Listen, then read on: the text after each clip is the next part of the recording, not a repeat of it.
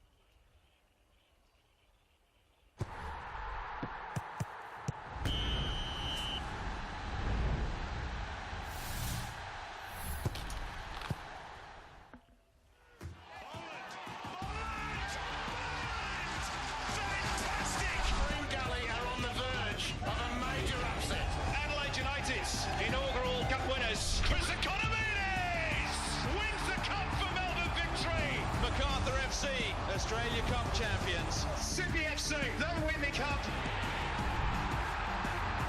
They say familiarity breeds contempt, and if that's true, a fiery round of 16 encounter awaits at the home of the Matildas, where NPL Victoria heavyweights Oakleigh Cannons and Heidelberg United meet for the first time on the national stage.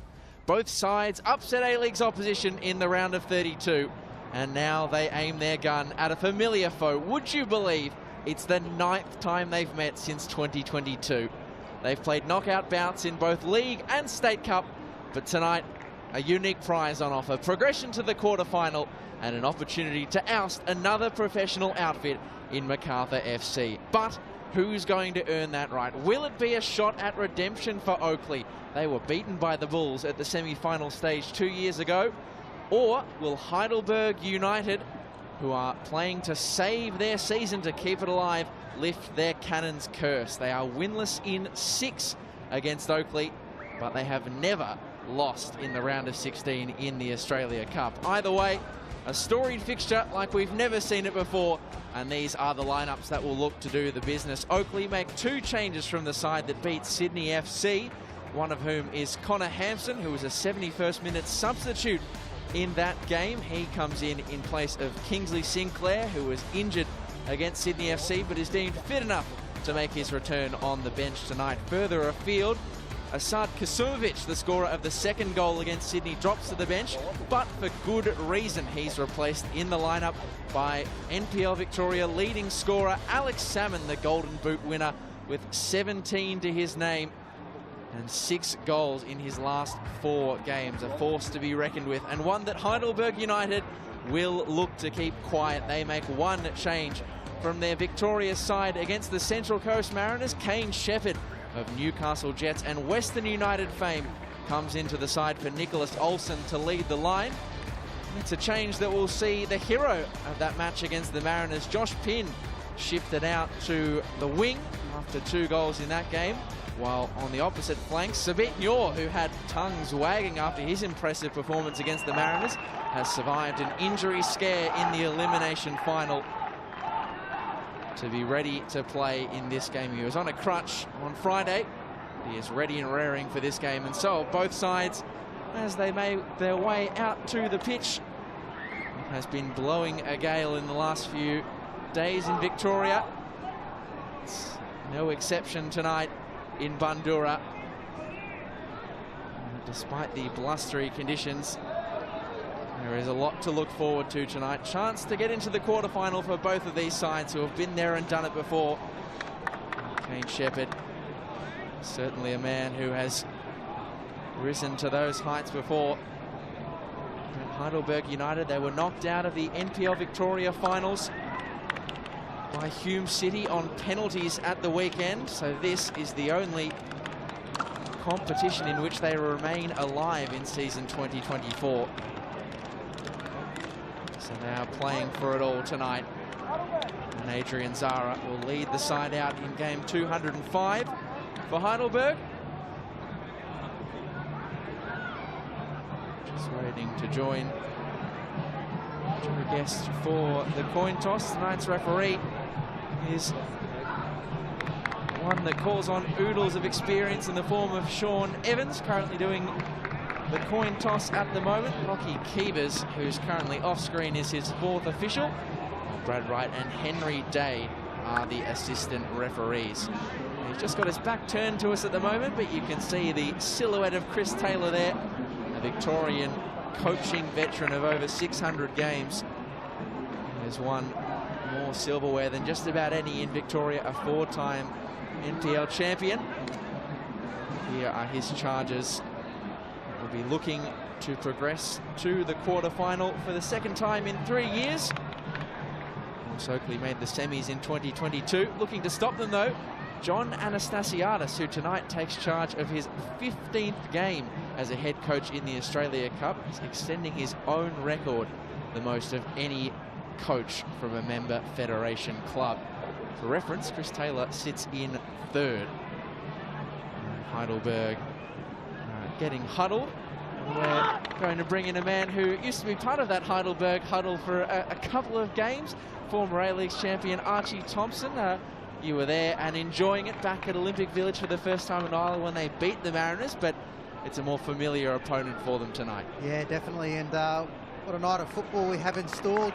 I was there last night when Hume progressed through to the quarterfinals against Melbourne, Serbia. The conditions there were terrible for football, but this one here, we're up a few levels, I must admit, so it's a little bit blistery up here, but down at the football level there, at the pitch, it's actually quite calm, and the pitch looks fantastic.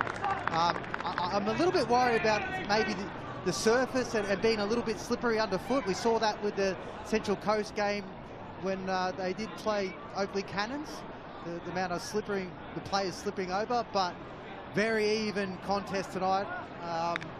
Like you said, they've met each other enough to know each other's game.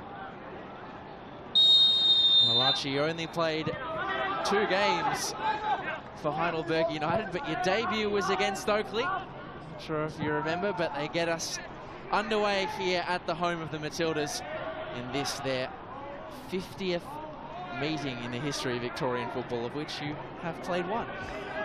Well, I didn't even know that. I think I did remember that game. We won it 1-0. Played against Oakleigh and then played against South Melbourne. And both of these teams are playing knockout football in Australia Cup. So, yes, I have, I guess when I went to the NPL, I played the best. Certainly did. And these are two sides who will hope to bring out the best in one another this evening. They reached great heights in the round of 32. Can they see off a more familiar foe at the next stage? Of course, the Bulls, MacArthur FC, lie in wait. And Sean Evans is going to award Oakleigh the first free kick of the evening. And both sides, Archie, securing cup sets in the previous round. We've seen 3 already, all from Victorian sides. These making up 66% of that alongside South Melbourne. You saw both of them in action. Was there a side in the round of 32 that impressed you a little bit more as they saw off their A-League opponents? Look, I think their performances against the A-League opposition that night were fantastic. They defended really well. I thought that Heidelberg's performance was fantastic. But again, Oakleigh was superb too against the reigning champions in Sydney FC. I did like Stefan Valentini out in that right wing. He certainly caused Brian Grant a lot of trouble that night, and we know that Zara's filled into that position in that left back role. Not familiar, but he's done a job. I just wonder if they'll attack more down that right side. And here he is, Stefan Valentini on the march, but stood up that time by Anthony Lesiotis, who dropped into cover for Heidelberg, and carrying the ball away is Adrian Zara. Just the 17th player in Heidelberg history to bring up 200 appearances for the club. Absolute legend of Olympic Village is Adrian Zara, 33-year-old. There's Connor Hampson, a man who scored both home and away against Heidelberg this season. Will be a real threat from set pieces this evening. I feel like the experience of Tratt, they've obviously brought him in this season. As we see Valentini, he's been fantastic out in that wide area. He's got such quick feet and he likes to take his players on. Jacob Tratt, as I was saying, like just adds that bit of experience in that defence, which is needed in these knockout games. Like you, Archie, you'll see a few familiar faces out there on the field tonight. He's, of course, a former Western United defender, and he's got one of his ex-teammates in Heidelberg's Ben Collins up against him. And, of course, his former senior assistant coach is in the Burgers dugout, John Anastasiadis. Number of years at the A-League level. He's very open in his ambitions, Johnny A, at getting back there as a head coach. The Australia Cup and games like the 3-0 victory or 3-1 victory against the Mariners are a chance to show his credentials as they look to come forward on the counter. Johnny A's side. So beat Nor. Couldn't get the beating that time of Tratt. Salmon couldn't lay it down for Joe Guest. You can see there Kane Shepherd was looking to play Nor early. I think that's the outlet whenever they go forward. We've seen how silky smooth he is on the ball. Seems to glide past players, Nor. He is one on whom there will be lots of eyeballs this evening. Not going to latch onto that pass from Jamal Ali, but he didn't get a goal or an assist to his name that evening, but certainly he was a player, Archie, that many were talking about in the aftermath. That knockout game against Hume City, that goal that he scored just before he had to be taken off with that injury, and it scared us because I was hoping that that wasn't going to stop him from playing tonight, which it hasn't, thank God, but because he's, like I said, an excitement machine. Certainly he is. He has done the business just about every time he's been on the park for Heidelberg since signing in the mid-season window from Finnish side Ilves. Defending to do here for Heidelberg. A real chance brewing here for the Cannons, but couldn't cut the ball back to Alex Salmon, who was ready and waiting. Idara. He sends a really beautiful ball forward to Josh Pinn. And now the switch for Nor. Wants to get onto that left boot and fire off a shot. Sabit Nor was well marshalled by Wellsmore. Yokokawa picks up the pieces, and Pinn pretty transparently was returning from an offside position. That was a great break for Heidelberg. Josh Penn made a great run in behind. He seemed to check back. I thought that maybe with the space in front of him, he could have maybe attacked it. As you can see again, they were trying to find Nor. You could see clearly the Cannons have done their homework, because there were 3 Oakleigh defenders to Heidelberg's number 11 very swiftly. And with good reason. He's played 427 minutes since signing for Heidelberg. There's 8 goal contributions already, one every 53 minutes. Good sliding challenge from Ben Collins. He's able to stop Alex Salmon's forward foray. That is quite the battle we've got on our hands this evening. Just before we saw that pass into Josh Penn, again it was that right area they got behind Adrian Zara. Guest couldn't drop it down for Valentini. Mohamed Idara, Yokokawa. Really intricate passing from Heidelberg United. This is what they're known for in Victoria. This passing game is their brand. It's producing some openings. On the left-hand side, Asahi Yokokawa is twisting and turning. And can't get the beating of former Melbourne City central defender Jordan Hall. He's played every single minute since signing for Oakleigh. Feely forced into the clearance. A solid press there from the Warriors of Heidelberg.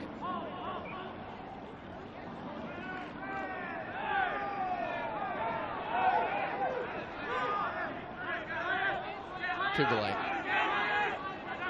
darts the eyes up. There are a few runners to aim at, one of whom is the Englishman Connor Hampson. The early delivery, an inviting one, and will Valentini keep it alive at the back post? The answer is no, an unkind double deflection. Good clearance from Adrian Zara. He's still a bit blustery here at the top of the scaffold, but Archie, you told me it's very nice down at pitch level, so let's head there where Michael Zapponi is ready and waiting. Zappers, how is it down at ground level in a blockbuster NPL Victoria clash? Yeah, good evening, gents. It's perfect conditions down on ground level.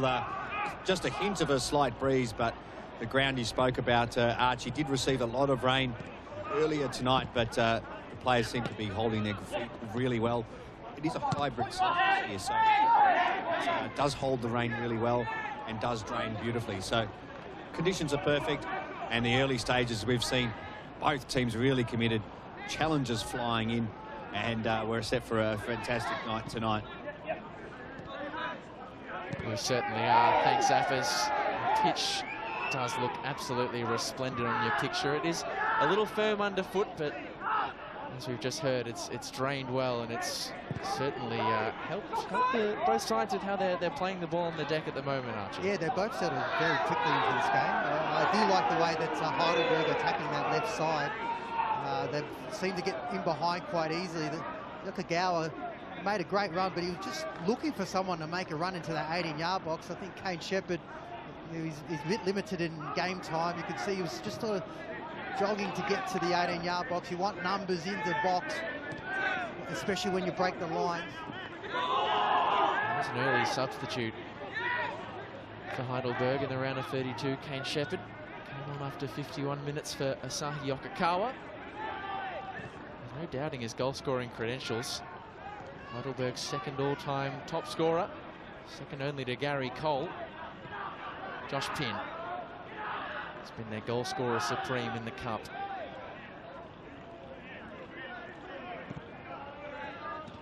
His 2 goals against the Mariners were pivotal. 2 of his 7 in their run through the cup campaign.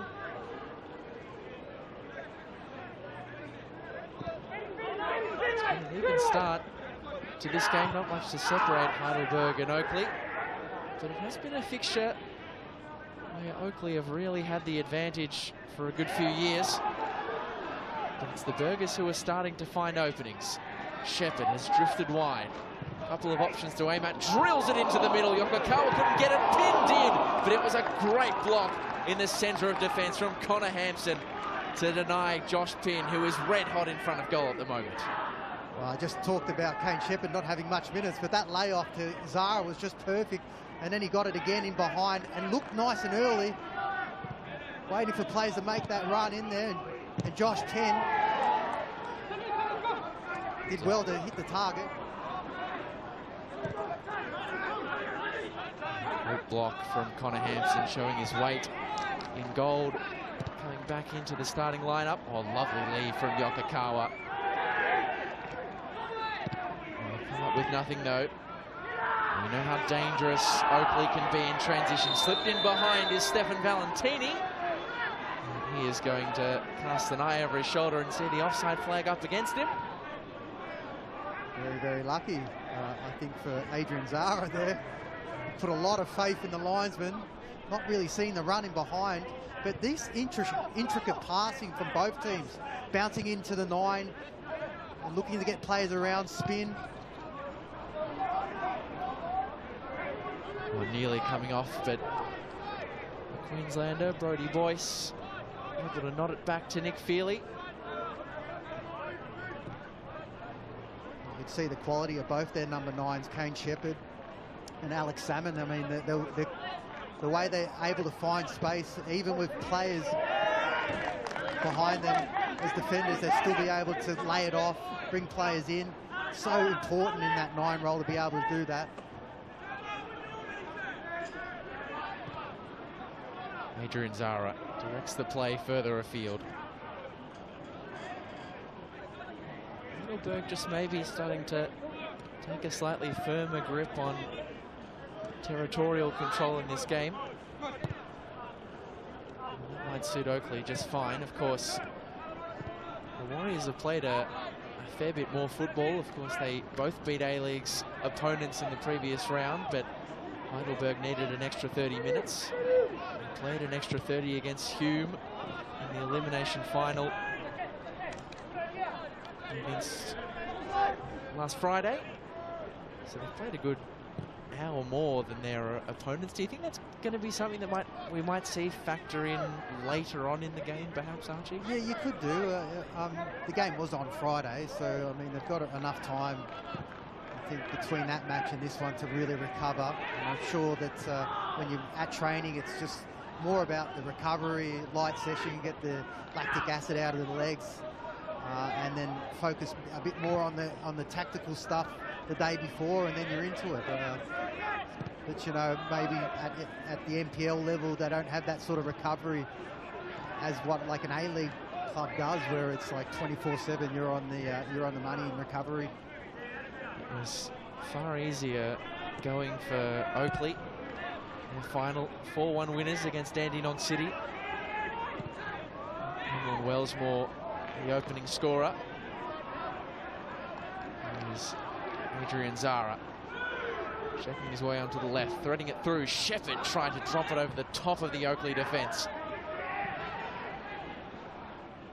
Fedahajic contests with Valentini. Good work by the Warriors central defender. And eventually on the far side, they just run out of a bit of real estate. Yokogawa is just picking up some really great positions there, and I think with that introduction of Kane Shepherd holds the line really high. He's able to get into a little bit more space. He can turn and then look to bounce. I think with not having someone that holds the ball up like that for Heidelberg, it's probably restricted in that game against Central Coast. We didn't get to see too much of him. Maybe didn't see too much of him in that game against Hume City in that knockout final, but certainly tonight already he's getting involved. It's a delightful ball from Guest to Hampson, who now sets a task for Emlyn Wellsmore. Jamal Ali judged it best, but that's a bit of a careless clearance from Ben Collins. He's the only outfielder to have started every game for John Anastasiadis' Heidelberg side this season. It's dropped over the top for Hampson. The numbers into the middle, but one of them found with a lax cross. There's the Cannons press. It forces Heidelberg into the clearance. Idara. To the lap of Shepherd. To Idara by fortune, only momentarily. It's a feisty game so far. Physical encounter. That's a good ball through the lines. Wellsmore, we know he can hit them. This is really good play from the Cannons. Guest scoops it into the middle. But neither of the shirts of a navy blue colour could connect with what was an otherwise tantalising delivery from the Englishman.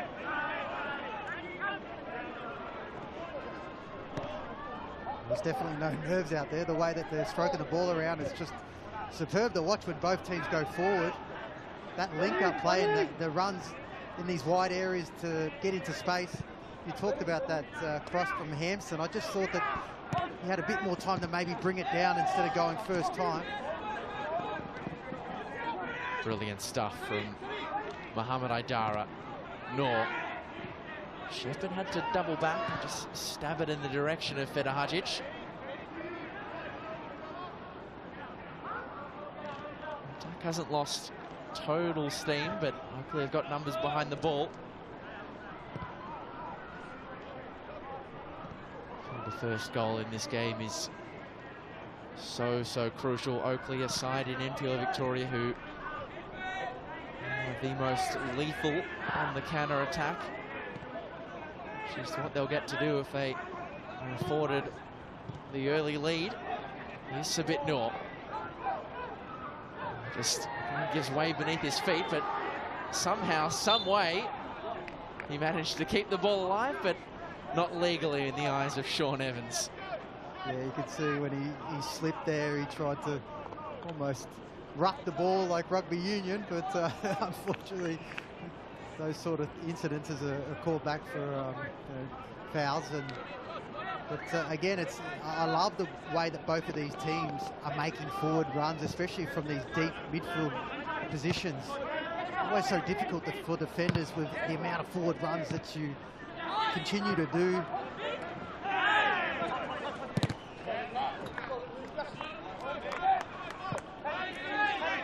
The last meeting in NPL Victoria was 95 days ago. Oakleigh were 3-0 victors at their usual home, Jack Edwards Reserve, but you wouldn't know that was the scoreline of the previous meeting, Archie, based on what we've seen inside the opening 20 minutes, because this has been a very tightly fought contest. Yeah, it certainly has, and it's been entertaining, the way that, like I said, the possession that both teams are able to keep and do. Guest slows it down for Emlyn Wellsmore, and Guest continued his run. Salmon is lurking with intent in the middle. That one is into the body of Yaron Souza. Easy pickings for the former A-League champion. That one is 2 for Brodie Boyce. We're starting to see the influence of 2022 Mike Cockerell medalist Joe Guest just slowly grow in this game. He's getting those openings down the left flank, Archie, to cross the ball in is looking menacing. Yeah, definitely. And the way that he picked up space there, just in that attacking half, was able to link up and still make a forward run. And that was a really great ball into the 6-yard box, really low and hard. And Alex Salmon did everything right there. He just used the pace of the ball, tried to guide it onto the goal. But both teams, like I said, are really just getting into great positions. Sent forward for Salmon. Well, he was able to get a foot in.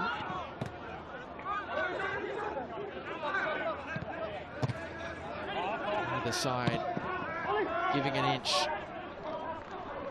Really gripping opening half. Salmon, deft control, but falls victim to the slip this time. Wellsmore for Guest.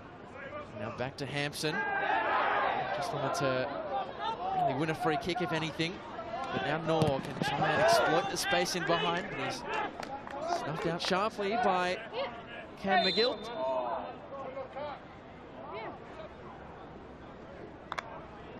Hampson's down there. He's almost trying to look for the foul.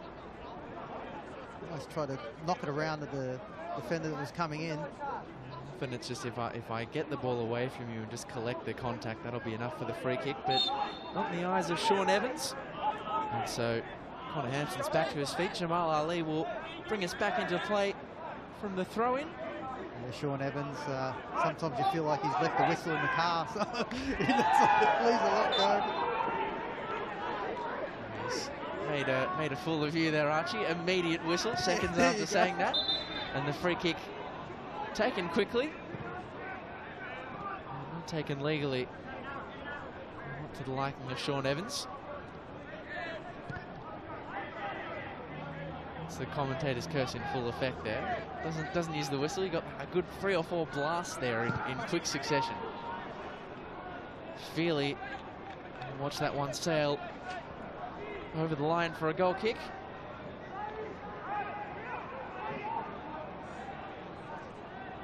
Feely set to bring us back into play. We might use this opportunity to head back down to Michael Zapponi on the touchline. Zaffers, it has been a really engaging battle between these two NPL Victoria powerhouses so far. Is that your read as well from pitch level? How are you finding it? Yeah, absolutely. Both sides looking dangerous when they get the ball forward. Archie Thompson, you touch on that move from Kane Shepherd. That was delightful. The way he made that one chance here for Emlyn Wellsmore, who is in behind. Sorry, Zappers, to cut you off, but that was a massive opportunity as Emlyn Wellsmore had slipped the defence. Yaron Souza making a fine save. Back to Zappers in a second. Feely roosts the ball into the night sky. Muhammad Aidara. To Adrian Zara. They've played a high line so far. have Heidelberg, and it was nearly caught out that time. Zappers, that was a heart-in-mouth moment for the Heidelberg defence. It was, and I stopped because I could see something unfolding there. But you touched on that beautiful move by Kane Shepherd and that deft layoff to set up that chance a few moments ago. He's such an important player for them tonight, and he showed us why just then. Just a little interesting side play here. Adrian Zara was just in front of me. Did have a little scrape on his knee. The blood was coming from it, and we thought he might have been caught up, but he's just pulled his socks over. Good to know that Adrian Zara Zara for now, but he'll be okay. He's a warrior in every sense of the word. Keep that one free as we take another look at this chance. What a brilliant ball from Ollie Kubele, and this required the best from Yaron Souza. Well, he did everything right there. It was a beautiful ball in behind. Had to be inch perfect, and it was, and the touch onto the goal. And low and hard across the goalkeeper, but the way that the goalkeeper had come out nice and early had really closed down the sort of space and I guess that opening to those corners. And he's starting to find his footing in this game, Emlyn Wellsmore. Got the free kick in his favour then, and it's a good thing that play wasn't allowed to continue for Jamal Ali's sake, because he was just sent to the shops for a hot dog by Oakleigh's number 23, who scored one of, if not the goals of the round of 32 to seal it against Sydney. It's a legal challenge from Yokokawa, nor this game is really opening up. And Kane Shepherd has got the beating of the Oakleigh defence. A massive chance brewing here for the Burgers. But the Cannons get boot to ball before Sabit Noor could knock it towards Nick Feely. So Heidelberg will contend themselves with a corner. Well, again, it was Sabit Noor. As soon as he faced forward, he's only got one thing in mind. He's just going to attack that defence. And that's a perfect ball. Almost that touch there. Took him away from goal, and then he was looking up to see who was making the run to the near post. Again, great link-up play. Yokokawa's delivery is a little flat. And away only as far as Jamal Ali. And we've got a good half a dozen pitches here at the home of the Matildas, and that's into one of the reserve ones. Yeah, on that chance there, I felt that if Kane Shepherd had maybe taken that touch a little bit more to goal and a little bit closer to him, you could hear a few of the screams from the crowd. Shoot, shoot. I would have liked to, because he's just got such a sweet left foot on him. He's usually a player who needs no hesitation against Oakleigh. Kane Shepherd, one of his favourite opponents in Victoria. He's scored against them 7 times. 15 appearances, so a goal just about every other game.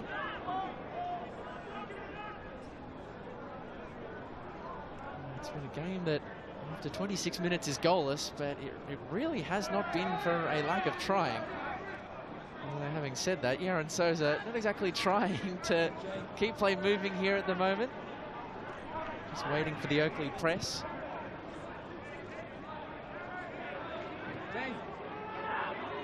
Now it'll be a bit more fervent from Alex Salmon. Adrian Zara. It's a bit of a shallow, long ball, but one back in the second phase by the Warriors.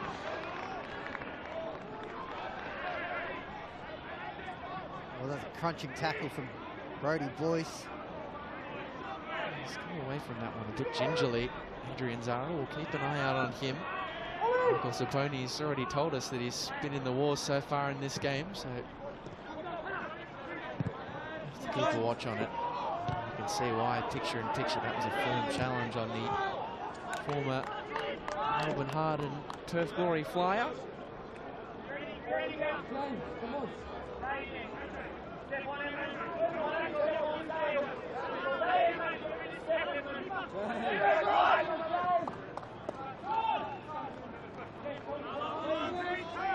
After taking his time, Jamal Ali forward to Asahi Yokokawa, and now it's take 2.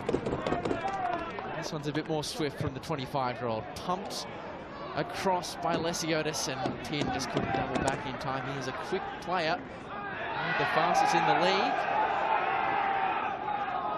NPL Victoria, but quick enough to reel that one in. Heidelberg wanted a foul throw against Oakleigh. Nothing doing from Sean Evans. Trapped. Back to Feely-Nor. Just hunting down the experienced shot stopper. And Archie, I was getting flashbacks to the round of 32. You might remember early on in the game, Adam Pavlicic took a bit of a touch wide. Thought that Savit-Nor will never get near me, and it very nearly led to the opening goal. His closing speed is just unbelievable. Yeah, I remember when I was playing that always used to close down the goalkeeper no matter what, because you just never know. A little bump or bobble and you got an opportunity, especially when a player's closing you down at pace. It's a lovely ball through the lines. Yokokawa sends Pin a fraction wide, but he'll have plenty of yellow shirts in support, one of whom is Adrian Zara, who goes body to body with Cameron McGilp. And McGilp's intervention is enough to thwart the advancing Burgers veteran. Well, it was a great underlapping run from Zara. Probably Josh Pin would have maybe used that as a decoy, I thought, and come inside, because Zara did take a few players away from him.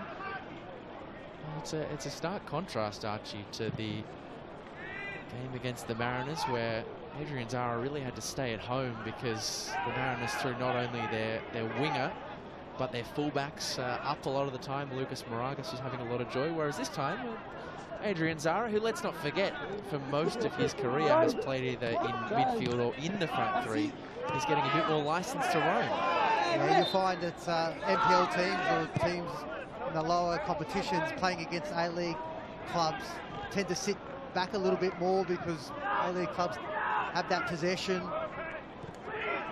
So that's why Adrian Zara probably we didn't get to see his attacking skills.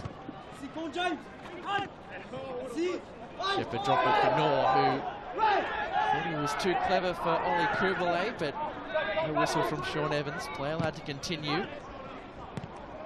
Heidelberg, cavalry behind the football very swiftly. As Oakleigh looked to build an attack of their own. Kubele turned blind, and Idara robbed Wellsmore of possession. These are the moments where the Burgers have been dangerous. They've moved with some real zip here at the home of the Matildas. The foot race on between Valentini and Zara. Valentini did just about enough. Great defending from Valentini there. He needed to be quick and strong. You could see that Zara was losing that battle. He went for the hip and shoulder, but he managed to get a touch there, Valentini. But that bounce play again has just been fantastic. Lesiotis so calm in that 6 roll. Savit-Nor inside for Lesiotis. Now Feta Hajic darts the eyes up, drills a ball in, but out harmlessly, or not out at all. It's going to ride the line as the wind picks up here at the home of the Matildas. Salmon back for McGilp. Faint touch, but an effective one for Wellsmore. Both sides are really showing that member federation clubs, they can play some serious football. That's one thing that I've seen improve over this Australia Cup, is the level and quality and the competition that these NPL clubs certainly give the A-League teams now. Pin chesting down for Lesiotis. Just bides his time. Shepherd again, we see him drifting wide. It's been quite a fluid front three for Johnny A's side, at least on that left flank where Pin and Shepherd have interchanged a fair bit. Mohamed Idara is around all comers. A delightful run from him. And now Nor is released and launching the step overs, putting on a show, but could only beat 2 Oakleigh defenders. I say only as though... How good was Idara there, though? He picked up the ball in that 6th roll, but looked positive to go forward, break the lines with the dribble, and was able to open it up. Great link-up play again from that front third. And how good is Noor when he's running at players? I'm going cross-eyed when I'm watching those feet. Well, rumour has it, Archie, that it was only kick-off of this game when you stopped talking about Mohamed Aidara's leave, the dummy, in the lead-up to Sean Ellis's 3rd goal against the Mariners. It was just that good. Here he is on the ball again. He's played at some very high levels throughout his career. A youth player with the likes of Werder Bremen and Sipali. Played with Mouscron in the Belgian Pro League. This free kick is going to go the way of Joe Guest. He's a living Oakleigh legend, into 6 seasons now with the Cannons. He's won just about every individual accolade that he could in his time in Victoria. He would love to go on another run deep into the Australia Cup. Of course, the path is clear for them. Hosting Macarthur up next. A lovely ball over the top, and Fedahajic had to play it safety first. So there would have been a few questions as to whether or not Alex Salmon was in an offside position. Aiden Fedahajic certainly, Archie, wasn't taking any risks, but it has come at a bit of a cost because now they've conceded a corner. And Oakleigh are one of the best sides in the state from set-piece situations. At first glance, I thought that Alex Salmon was well offside there, and the linesman was questioning that, but you could see, oh, well, I don't know, from that angle, I mean, it's not the best of angles, but he seemed to be about a yard or 2 offside. And that's what I thought. I thought when he did make that run forward, he had so much space. And you could just see, I don't know what you thought, but did look a few yards offside. Sean Evans doing some sorting out between Alex Salmon and Josh Pinn. And there is no video assistant in the Australia Cup. Not that it would have been needed there, but Salmon did look offside as the corner is swung in deep. And it's a fraction overcooked, but only Kublai will keep it alive at the back post. That was well defended, though, by Anthony Lesiotis.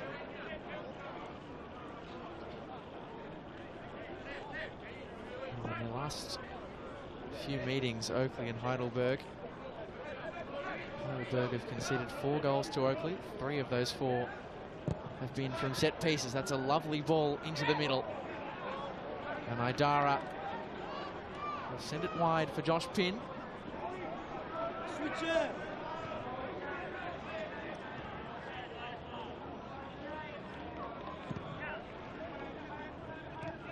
Ben Collins couldn't get it through the Oakleigh defensive line. McGilt has the on-rushing Connor Hampson for company. It's another turnover. Aidara rides the challenge of Kublai with ease. The switch was on. That was the call from the crowd. Shepherd missed out in the air to Hampson. And Wellsmore's touch was really delicate. Salmon. One way, then the other, and inside for McGilt, who launches a booming switch for Valentini, who's got a bit more space to work with this time. He's got Guest for company. It's Valentini! Just past the face.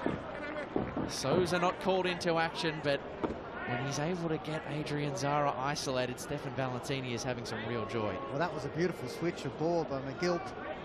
And lovely take from Valentini. You can see there right into his stride. Lovely touch. Sees his one-on-one. But Zara did really well to show him to the line and cut that angle off. Valentini probably thinking the next time to come in the inside and maybe hit it with his left.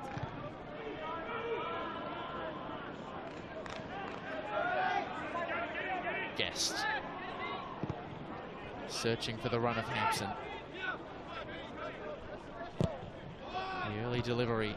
Salmon flicks it around the defender. Brilliant stuff initially from the Englishman.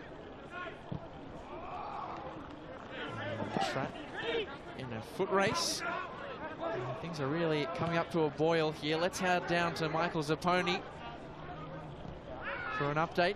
We might head in a moment. Wellsmore checking back beautifully, cutting it square. And it's a penalty kick for the Cannons.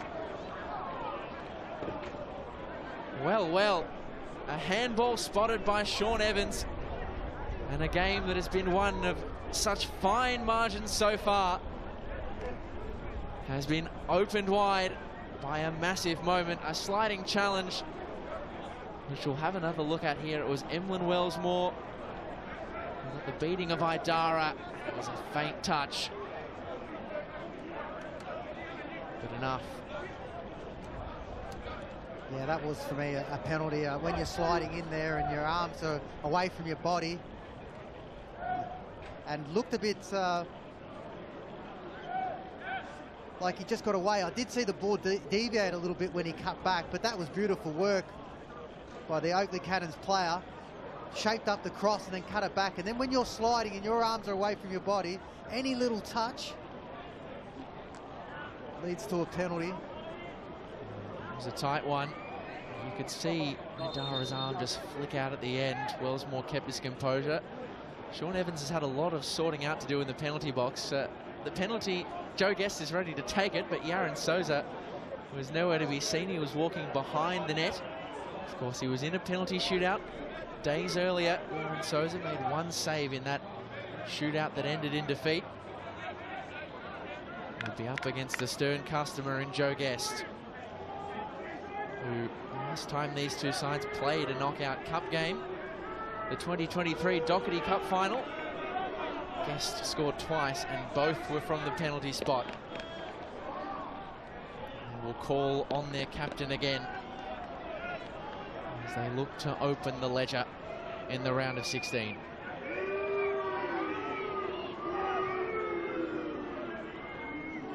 A chorus of boos, all in readiness at the home of the Matildas. It's Joe Guest v Yaron Souza. Oh, it's missed! The Mike Cockrell medalist, he's barely put a foot wrong in his time at Oakleigh, in his journey through the Australia Cup, but he has dragged the penalty wide, and Heidelberg survive a scare, and it is a pivotal moment in this round of 16 clash that some of the Burgess persuasion, Archie, may feel is justice. Yeah, well, I mean, he did miss that by quite a while, and Souza there was just planted to the ground. He didn't know which way the ball was going. Some of the Heidelberg players would say that was justice, but you know, when you fall down to ground and your arm's away from your body, it touches your hand, it's likely to go to a penalty.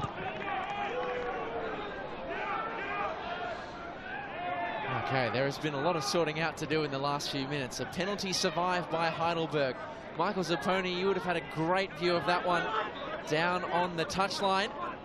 It was a tight decision on the penalty and a tight miss from Guest. A lot to sort out. How is it looking down on ground level?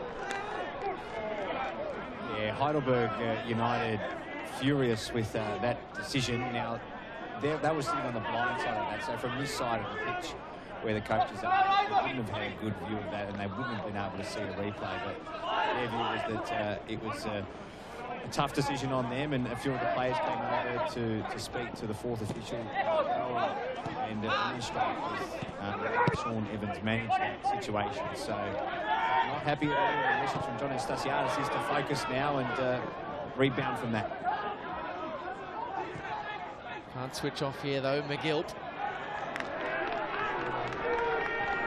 To say, Archie, I think the penalty was there, but you can certainly understand, as Zappers was saying, from the perspective of John Anastasiadis and his dugout, which is a fair way away from the decision, not being able to see it again. You can understand their agitation towards the fourth official and the refs team. Yeah, I can understand that, and you know, but when a handball's a handball, it's going to be given. If anything, I would say that Sean Evans was probably a little bit of a distance from the actual handball, and it took a little while to blow that whistle.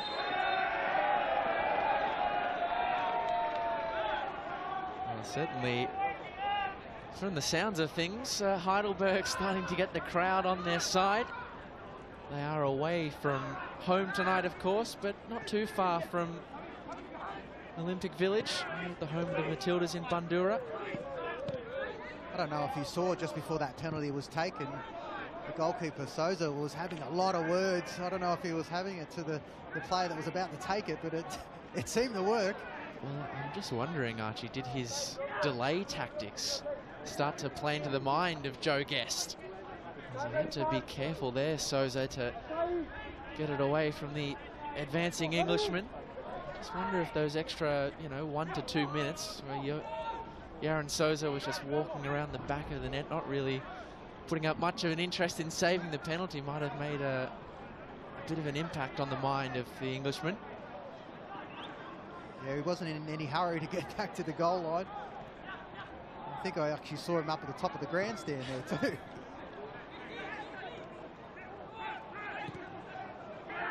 Setting a task for Stefan Valentini. Zara blocks him at full stretch. Has been one of the matchups to watch tonight. Anthony Lesiotis providing close company as well. Valentini. Sabitnor. Not seen as much of him so far in this game, but that is turning on the style. That is brilliant from Sabitnor. Now Shepherd. Oakleigh trying to cover back quickly. Lesiotis. Heading towards stoppage. Sent over the top for Yokokawa. He is the latest to fall victim to the offside flag. And that was beautiful work from Sabitnor.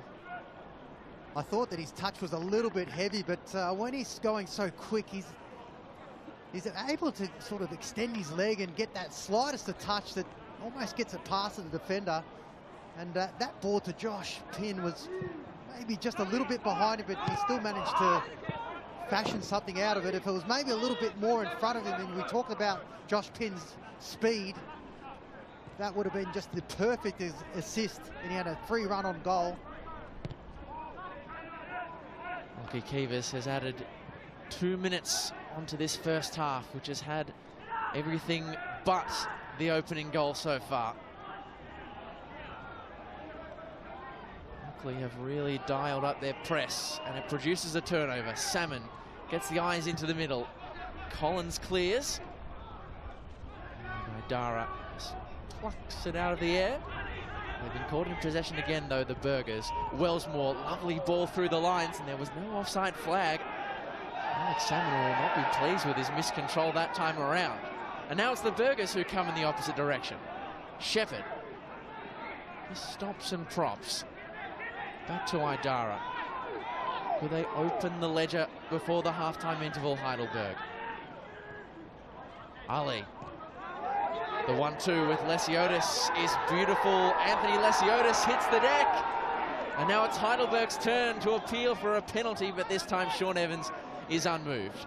Lesiotis is not known for his attacking skills there, but made a great run into the space in that 18-yard box and beautifully found. Just took too long. That extra touch, you had maybe got it about a metre in front of him, head up and just hit it as hard as you can across the goal. But like I said, he's not that attacking type of player, and when you get yourself in that 18-yard box, you need to have that kind of experience.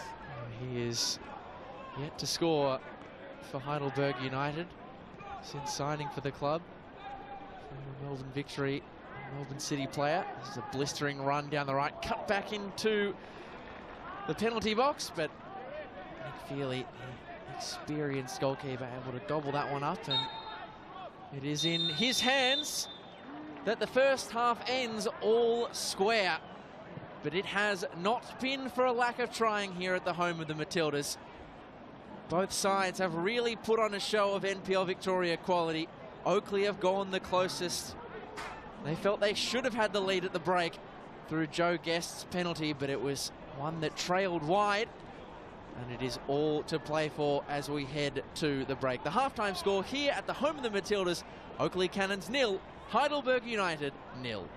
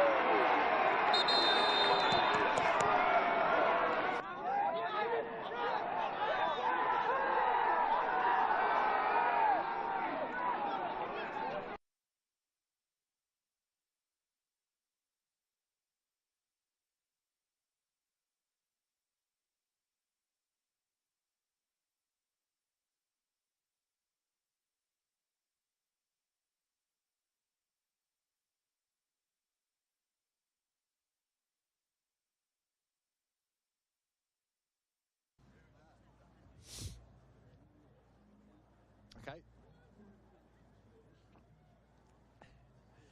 Yeah, thank you, Tara. An entertaining first half here, but still 0-0. The best chance of the night going to Oakleigh with a penalty.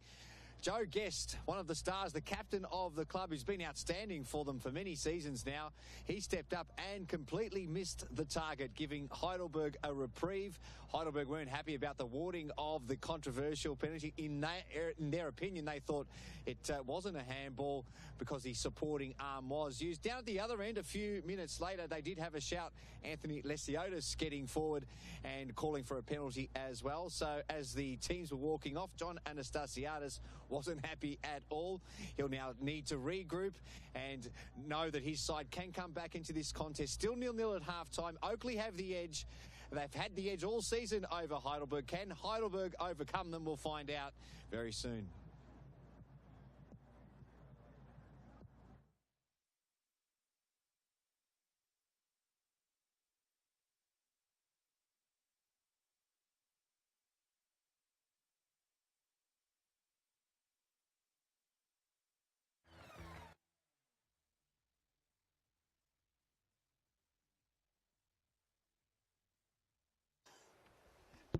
I said that, well, I don't know, mate.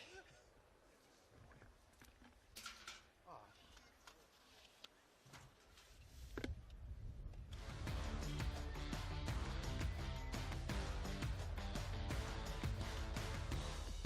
Well, Joe Guest may have missed the target from the penalty spot, but this game, an all-NPL Victoria encounter between Heidelberg United and Oakleigh Cannons, has hit the mark in just about every other respect, except the opening goal so far. We are all level after 45 minutes played in the round of 16 between Oakleigh Cannons and Heidelberg United. It's had chances aplenty, quality possession play, a physically bruising encounter. It's given everything that you'd come to expect of an NPL Victoria bout. Just hasn't delivered on the goals, but hasn't been for lack of trying. As we take a look, Archie Thompson, at the highlights from the first half, there was plenty of goal-mouth action to speak of beyond the penalty shout. Yeah, it was fantastic. And like you said, the football was just brilliant. The interchanging, the passing. Josh Penn did everything right there, but it was the Oakleigh defender that just got in front of that one. This one was the perfect ball in behind. Wellsmore did everything right there. He kept it low, but Souza just closed down the space and really shut off the angles. And Noor, when he's running at plays, is exciting. Probably a little bit extra touch there from Shepherd. Took him a little bit too wide. But that first touch he maybe would have taken on goal, and he's got such a sweet left foot. I don't know what happened there. That went into the, I think, ground 6, which is right at the back there next to the BP station. But, you know, both teams were exciting, especially going out in these wide areas. Valentini, again. Zara did well there. He actually showed him more to the line, closed down the angle. And this is that penalty that we talked about. As soon as you go down to ground, and that was a beautiful cutback. And I don't know what Souza said to Joe Guest, but he certainly put him off. And you can hear the roars of the crowd and the excitement from the Heidelberg fans, and also too from the players. But he did miss that from quite a margin. Probably something you wouldn't expect from Joe Guest. But like I said, been such an entertaining game. And Leslie Otis, that touch took him a little bit away from goal. And someone like him in front of goals, you probably want someone like a Josh Penn or a Kane Shepherd. But exciting football. Yeah, and you would have seen it as we went through the stats package there, and you can see it reflected here in the XG and in the shot total a little bit as well. Oakleigh have had the more material chances. Of course, the penalty will have inflated that particular XG stat a fair bit, but you look at the final third entries and the chances we've just seen. Heidelberg have had a lot of opportunities in their own right that just haven't ended in a shot-bound opportunity. Yeah, no, they look really exciting when they do break and they use that speed out in these wide areas.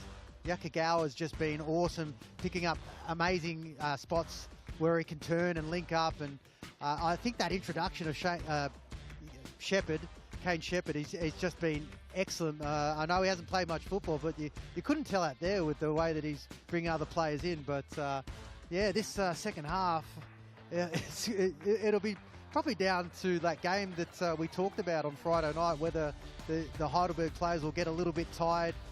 And Oakleigh didn't have to fight that hard against Dandenong City.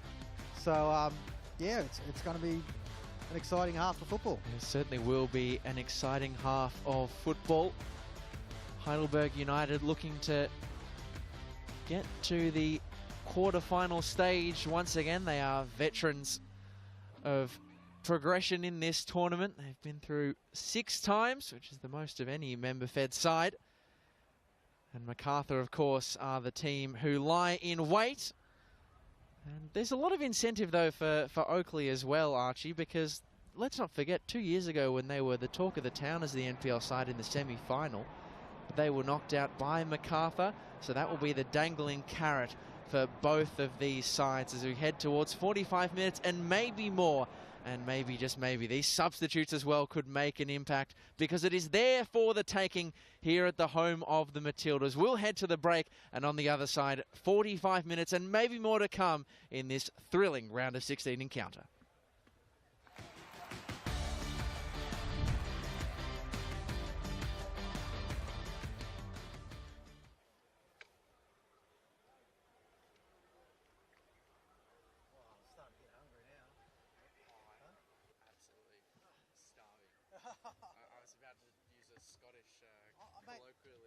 Well, I've got some fruit in here if you want some. I'm all good. Seriously? I'm all good.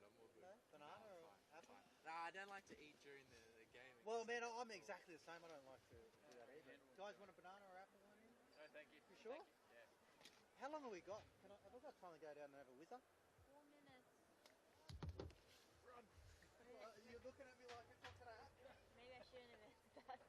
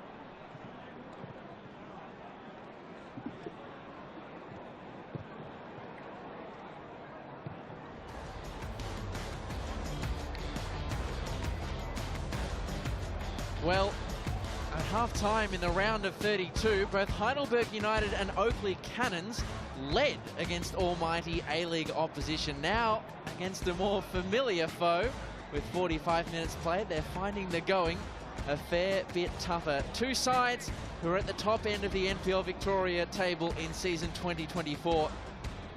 And they have been neck and neck tonight. They've been at each other's necks at points.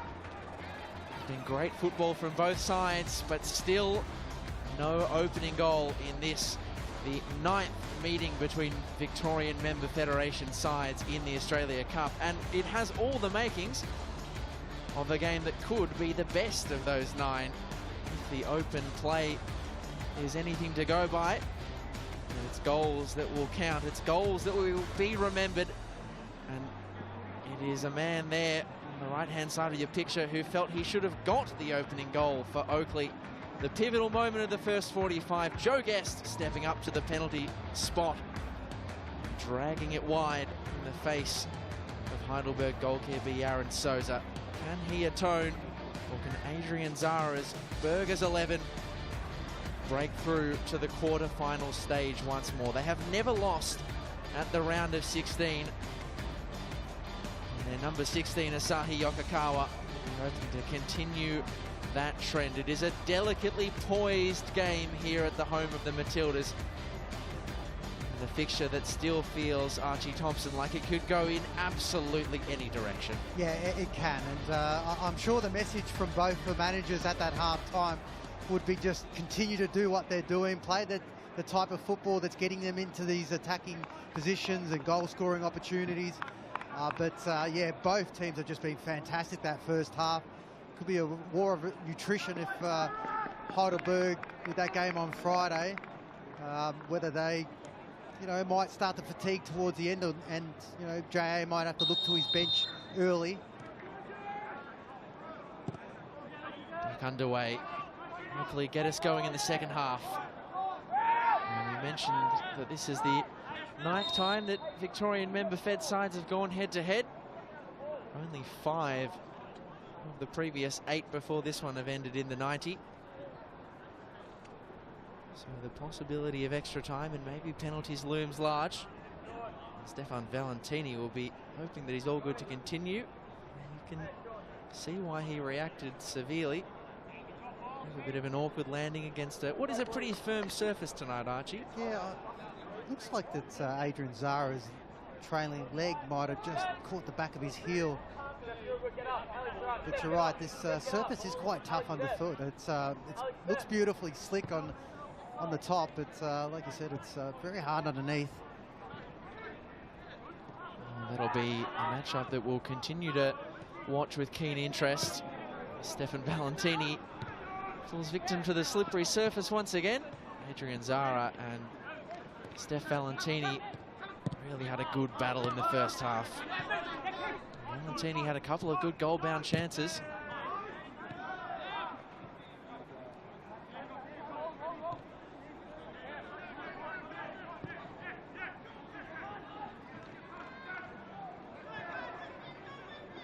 Who will take control of this all-Victorian affair?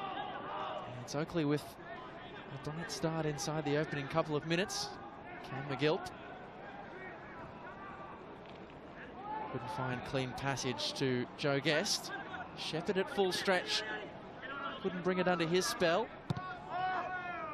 And it was a first half, Archie, that I thought really showed the best of what NPL Victoria has to offer. I know you were really impressed by the quality of possession play from both sides, particularly the bounce passing, but it had, what it had in technical skill, it was also matched in physicality. There were some very willing challenges to go with some pretty possession play. Yeah, and that's what you want for your round of 32 matches. Sorry, round of 16 games to get into the quarterfinals. But like you said, the physicality is evident to see, but too, the beautiful football that both teams are playing. It's just fantastic to watch. Salmon sets a bit of a task for Valentini, who made it work, and just to fashion a ball towards the penalty spot, but Ben Collins just sort of studded the ball away from danger. Adrian Zara displays his palms at his teammates. You can see that the NPL Victoria veteran is having a bit of a hard time dealing with the pace of Stefan Valentini when they really get each other stuck in one-on-one situations. And you can see when one of these midfielders get on the ball and they're facing forward, they immediately look to get Valentini in behind. I actually thought that Zara was winning that race, but Valentini just picked up a few yards. Firm challenge from Cam McGill. He's going to become the second player in this fixture to enter Sean Evans' pocketbook. It was an unrelenting challenge that we'll have another look at here. Brody Boyce has just gotten in our way, but you could certainly see where the legs ended up from McGill. I don't think he could have too many complaints, and Josh Pinn is still on the turf in some discomfort. Yeah, they're never nice when you skip past the defender and a little bit late, and maybe the studs have just gone down the front of the foot or the shin. Yeah, we can see on this challenge here, all intention to go for the ball, but just a little bit late. And he did have the studs up, and that is going to hurt. Yeah, if it was any higher up the leg, you'd maybe get a little bit nervous, but just a cautionary card for Cam McGill. Josh Pinn is marching away, but can still feel every single stud that landed against his foot. Tell you what, I'm feeling his pain too. I've all of a sudden developed a limp. It wouldn't be. It would be continuing to form if this game were to end with a red card. We've seen reds shown in 3 of the last 5 meetings between these two sides. Mohamed Aidara is the last player to fall victim of that fact back in round 15. Sent off 2 yellow cards in the space of about 10 minutes in that 3-0 defeat to Oakleigh. Souza lumps the ball up and away towards Sabit Noor. Hampson. It's a ball forward more in hope than serious intent. Jamal Ali. Collins. Oh, that was a risky turn, but he's made it work, the young central defender. And that was a poor pass, though, from Lesiotis. The corner conceded. The Burgers just playing themselves into a bit of undue stress here, Archie. Yeah, Ben Collins was very lucky. The way that he turned out was turning into the defender, and then Lesiotis compounded that by playing the ball back into a dangerous area when he could have actually brought it out this way, where out on the left-hand side where Josh Penn had acres of time and space. Well, Oakleigh love a set-piece goal against Heidelberg. Could this be the game breaker for them? Not quite. On the follow-up, though, Guest drills it in. And this time Ali can get a firm boot behind the ball. And Heidelberg can bring their numbers up. Over the top for Stefan Valentini. He wants to re-engage his battle with Adrian Zara, who is fighting tooth and nail to try and stop him, but wasn't able to. The cross into the middle. He is away by Collins and into the lap of Yokokawa, who's collected from behind, and Cam McGill can only give away so many of those. He's on a card. So we're going to head back down to Michael Zapponi. It's been a feisty start, Zappos, to this second 45, and Cam McGill has been riding the line with it all to play for. Yeah, he's going to have to be very careful from this point on. The number 8, Cam McGill. 2 very hefty challenges there, but that wasn't a yellow, the second one, but he'll be very, very careful from this point on. Just interesting to observe the 2 managers as well.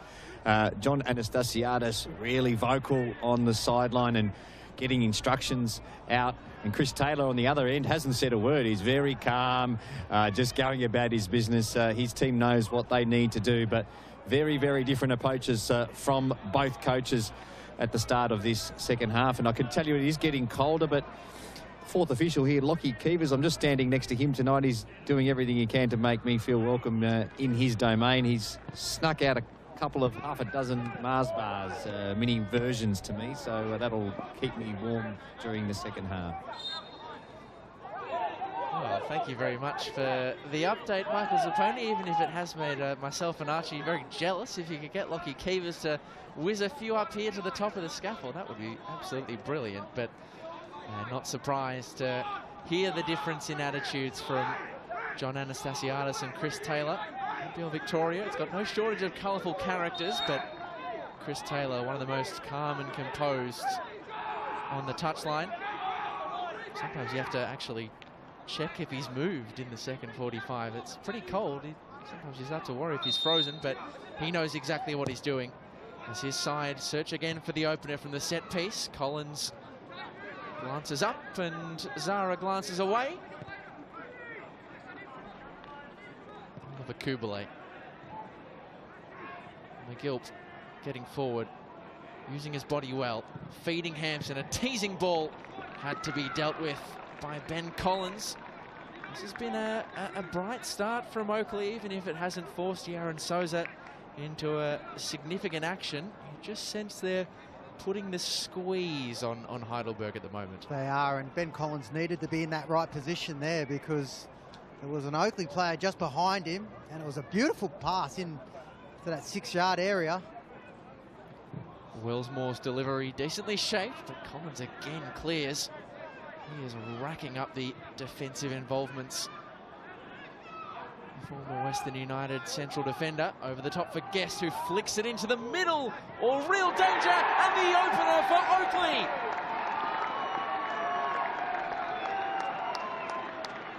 What a time to get your first Oakleigh Cannons goal.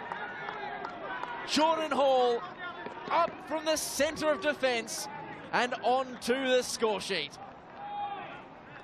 Well, it's a beautiful ball to the back post. And you can see Joe Guest, he did everything right there, just headed across. The ball was coming in front of Lesiotis. Hard to deal with when it's at that speed, and it just fell so kindly to Jordan Hall, who really just had to tuck it away. But we did talk about Heidelberg and the set pieces in the second phases, about how to defend those. And unfortunately, if you don't pick up a man that's running in behind, and Joe Guest, and it was actually a great delivery to find him, and then when you don't deal with that second ball phase, you stay alive in that 6-yard box. And Jordan Hall, his first goal. What a time to come. What a time to come. And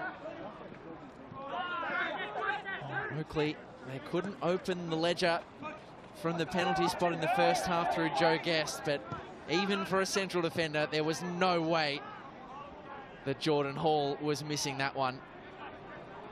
26-year-old who only made his debut for the Cannons back in June against South Melbourne and has played every single minute since. A crucial end-of-season character.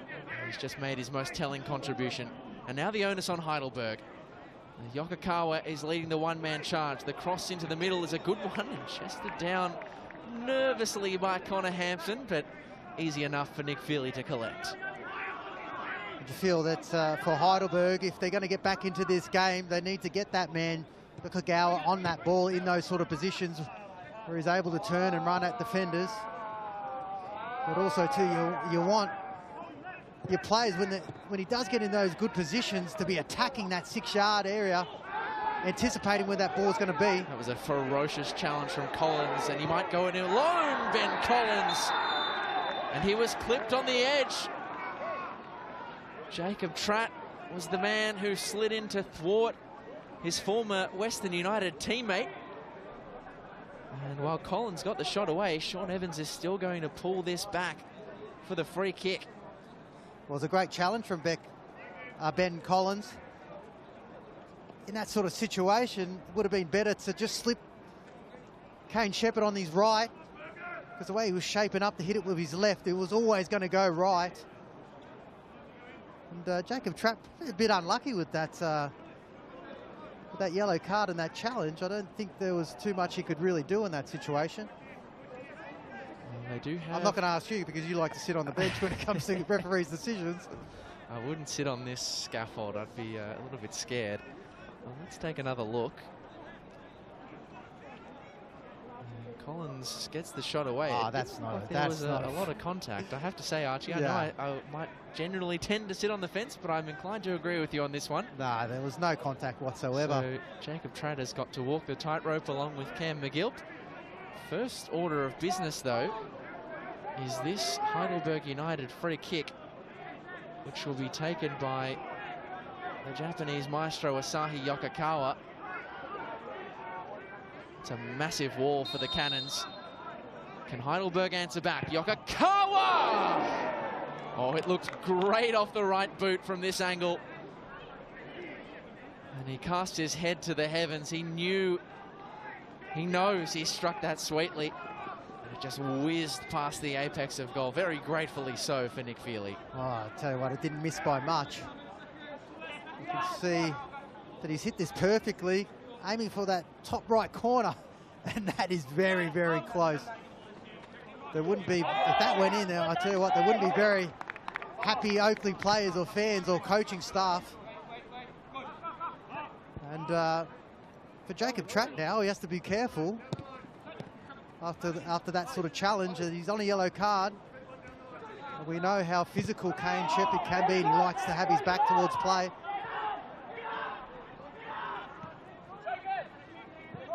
Zara trying to take that in stride, but had it pickpocketed off him by McGill. Valentini, the fancy footwork. He's got the beating of Zara again. Valentini, cross blocked by Aiden Federhajic. They're starting to rack up the set pieces, are the Oakleigh Cannons. Yeah, at the moment, Adrian Zara is just finding it hard to combat those one-on-one situations. Guest delivery is deep and punched away by Souza, only as far as the top of the box, where it is struck on the volley.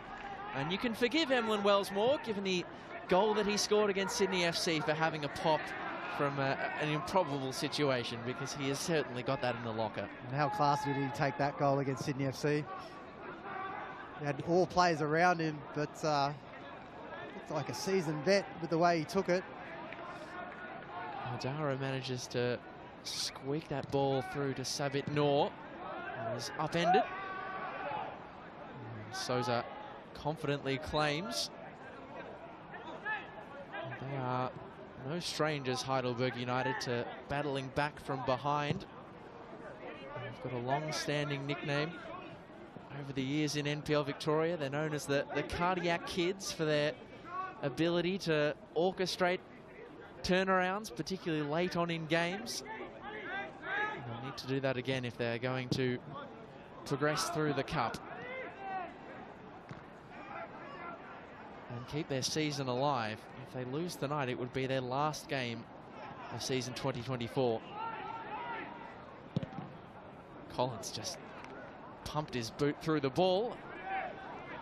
We're going to need a little bit more composure than that, Archie, because there is only 29 minutes left for Chris Taylor, who is, well, not exactly up and about, but is certainly moving on the touchline to see out this game.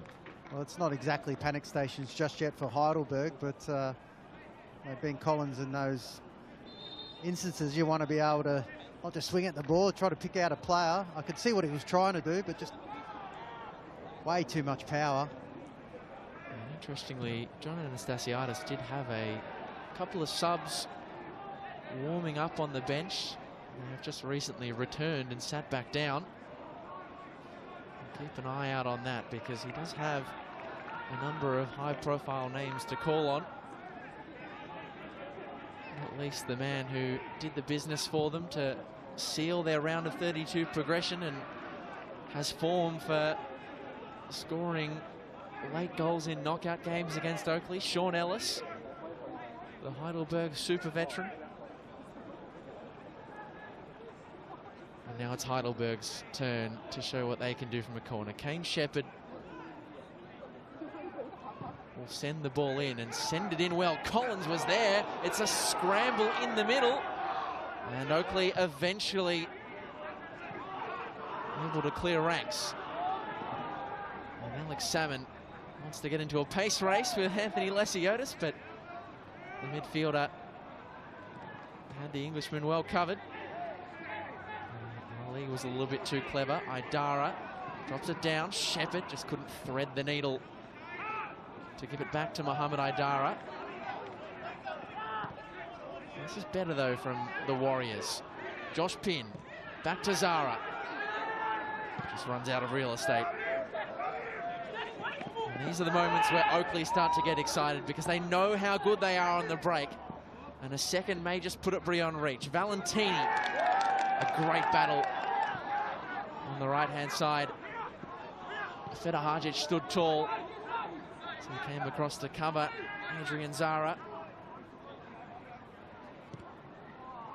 They've got so much weapons on that counter attack there. Just before then, I thought that Alex Salmon, if he had heard the call from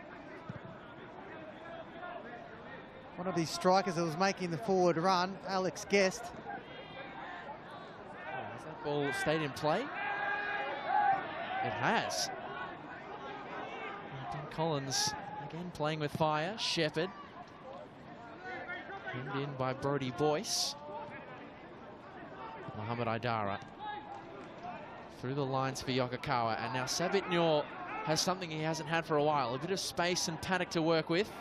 But Hampson covered back really well.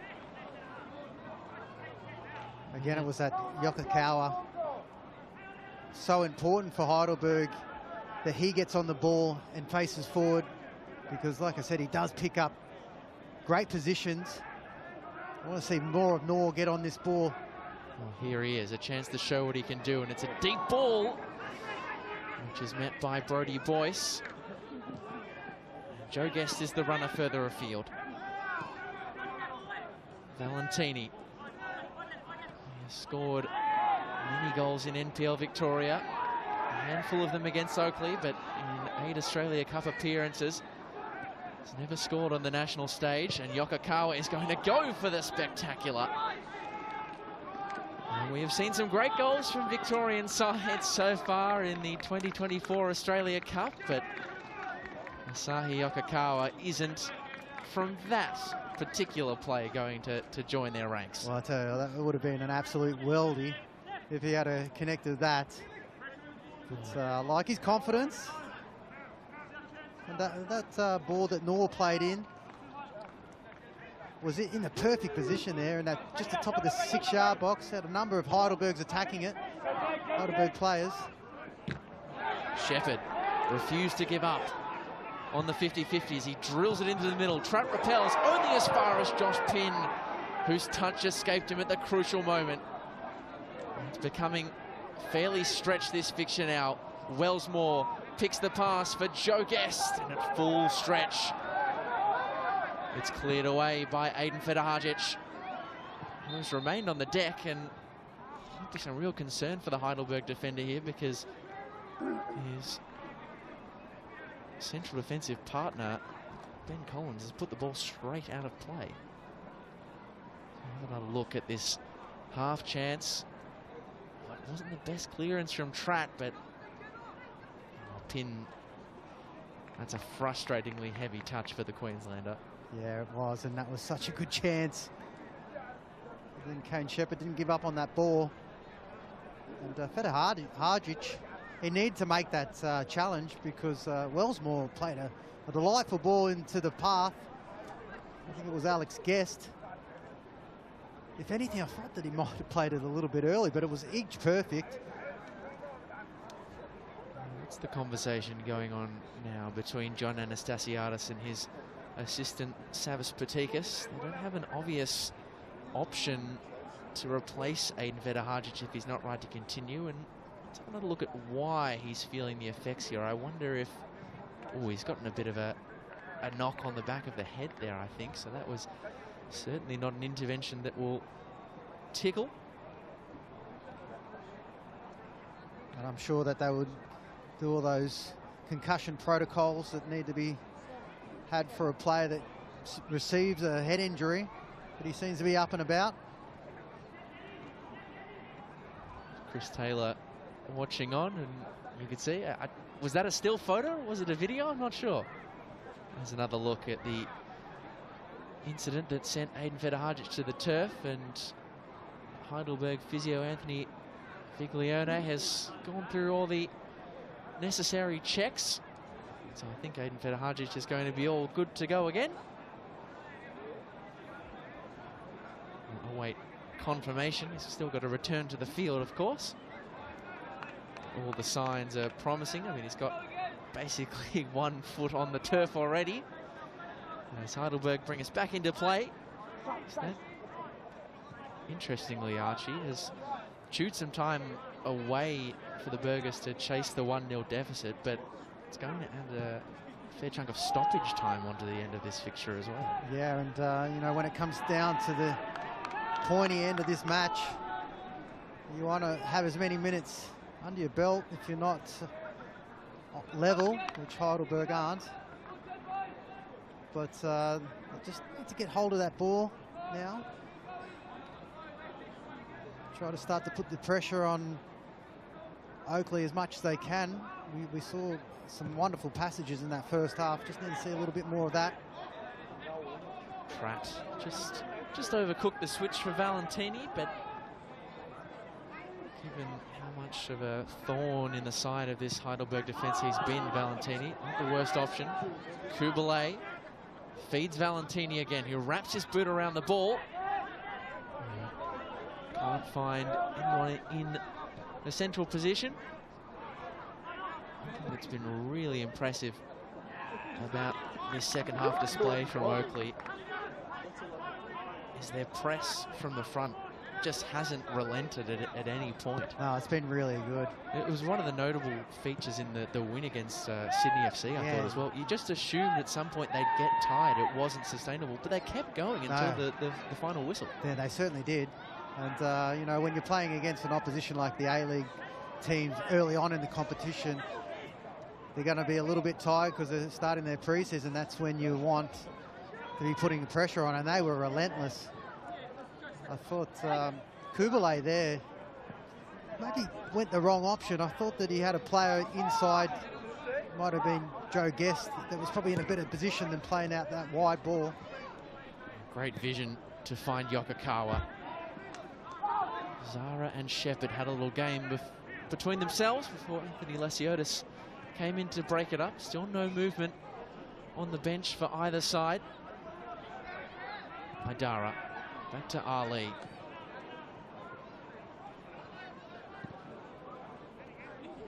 And it's not just impressive from the Cannons that they're able to press from the front, but it's how swiftly they get their numbers behind the ball again as well once that first phase of press gets beaten. You can see Zara there actually. He's not standing out wide when they get possession, especially in this back line. He's pushing right up into that forward line, and Josh Penn is coming out wide, so he's able to get that ball. Souza through the lines for Yokokawa. Zara just checks inside and surveys the field. Oakleigh midfield line is proving hard to break. This is McGilp and Kubalay. This is more promising though, as Shepherd is given one to chase in the face of Jacob Tratt. Two former A-League players going head to head, and it's Shepherd who wins out. Ali, the fullback, is cantering forward. But can't fashion an enterprising or accurate cross. Jacob Tratt was just caught in the corner playing with his food a little bit. Yeah, that was great pressure from Kane Shepherd there. Again, just that slippery surface. And you don't want to be losing possession in your defensive third, especially when Heidelberg are trying to get back into this game. It's held up in the wind from Nick Feely. Great sliding challenge from Anthony Lesiotis, who, when Stefan Valentini has got the beating of Adrian Zara, Lesiotis has proved really effective as a sort of relief defender. It's so important, especially for a 6, is that when their defensive wing-backs are caught out of possession, how they cover, and Lesiotis has been fantastic The tonight. closing speed of Savit Noor has produced another turnover, but he, for all his brilliant work to chase down the Oakleigh defence, wasn't fast enough to keep it in play at the other end. At any time Oakleigh leave an opening, Heidelberg are attacking at pace. Guest hits the deck. So too does Adrian Zara. Bodies on the floor in every direction, both yellow and blue. And so Sean Evans didn't play to a stoppage. Adrian Zara is really fervently clutching at the back of his ankle. I think he just might have been caught by the run of Joe Guest. Sorry, Alex Guest. Oh no, I had it right, Joe Guest. You're right the first time. I shouldn't second guess myself. No, very good, very good. You like that one? I did. I enjoyed that. I enjoyed that. Well, and you get one every 90 minutes, I of think. course. We're going to enjoy some fresh faces on this field as well. So two big substitutions here for John Anastasiadis. Kane Shepherd has come off the field, so I dare say Josh Pinn will move to a more central position as Leo Marzi, the former Celtic youth player, makes his way onto the field. Yeah, I think that was a good change. I don't think Noor was having the impact on this game. They needed some fresh legs out in these wide areas. Here's his replacement, Nicholas Olsen, looking to get things going early. Now Marzi doesn't need much of an invitation to cut inside and shoot, but he was thwarted in his trajectory that time around. And Collins did enough. Did it legally. Olsen upended, and a free kick going the way of Heidelberg, which is going to give us just enough time for Michael Zapponi to join us, as he's been keeping a keen eye on the flurry of activity in the technical areas. Yeah, absolutely. And John Anastasiadis just growing a little bit frustrated. The message went out to Savit Noor about 10 minutes ago to see if he was okay. He was recovering from that heavy knock the other week, and you could just tell he was fading, and we didn't quite see the impact that he had, especially in that game against the Central Coast Mariners. So some fresh legs on now. They need something, Heidelberg, to get back into this contest. Time's running out. Time is their enemy. These set pieces are so important. And this one is swung in well to the back post, and two teammates just sort of got in each other's way there. Aiden Fedohajic and Ben Collins, the central defenders who would spend so much of their time communicating, just covering each other's airspace. Yeah, Fedohajic should have maybe given a call early. That he was making that run in behind, and he was in a better position to be on the end of that header. But like I said, I thought that those changes are positive. I was quite surprised actually to see Olsen on the bench, but that was for that change of Kane Shepherd. He's such a good little player to come on technically, someone that can set up things, fast runner in behind. They've definitely got more pace in that front line. And added some fresh legs. Oakleigh, you would imagine, won't be in a hurry. I know this sounds counterintuitive. It won't be in a hurry to make any changes. You know, Chris Taylor tends to leave his substitutions late, but he's about to make a fool of me here because he is about to make his first substitution. He usually likes to, particularly when Oakleigh have the lead, leave them until the final 10, use them to chew up time, but one will be coming shortly.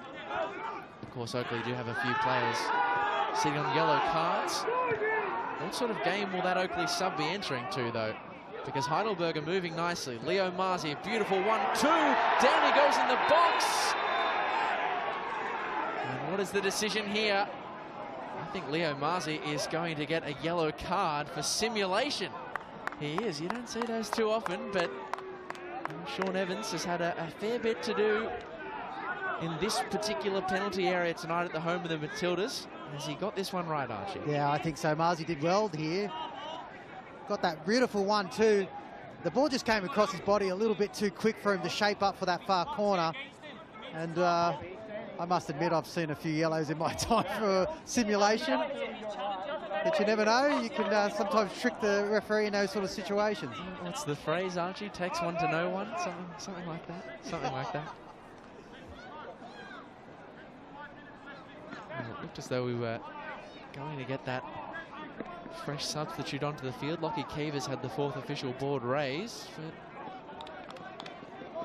McFeely is getting ready to resume play.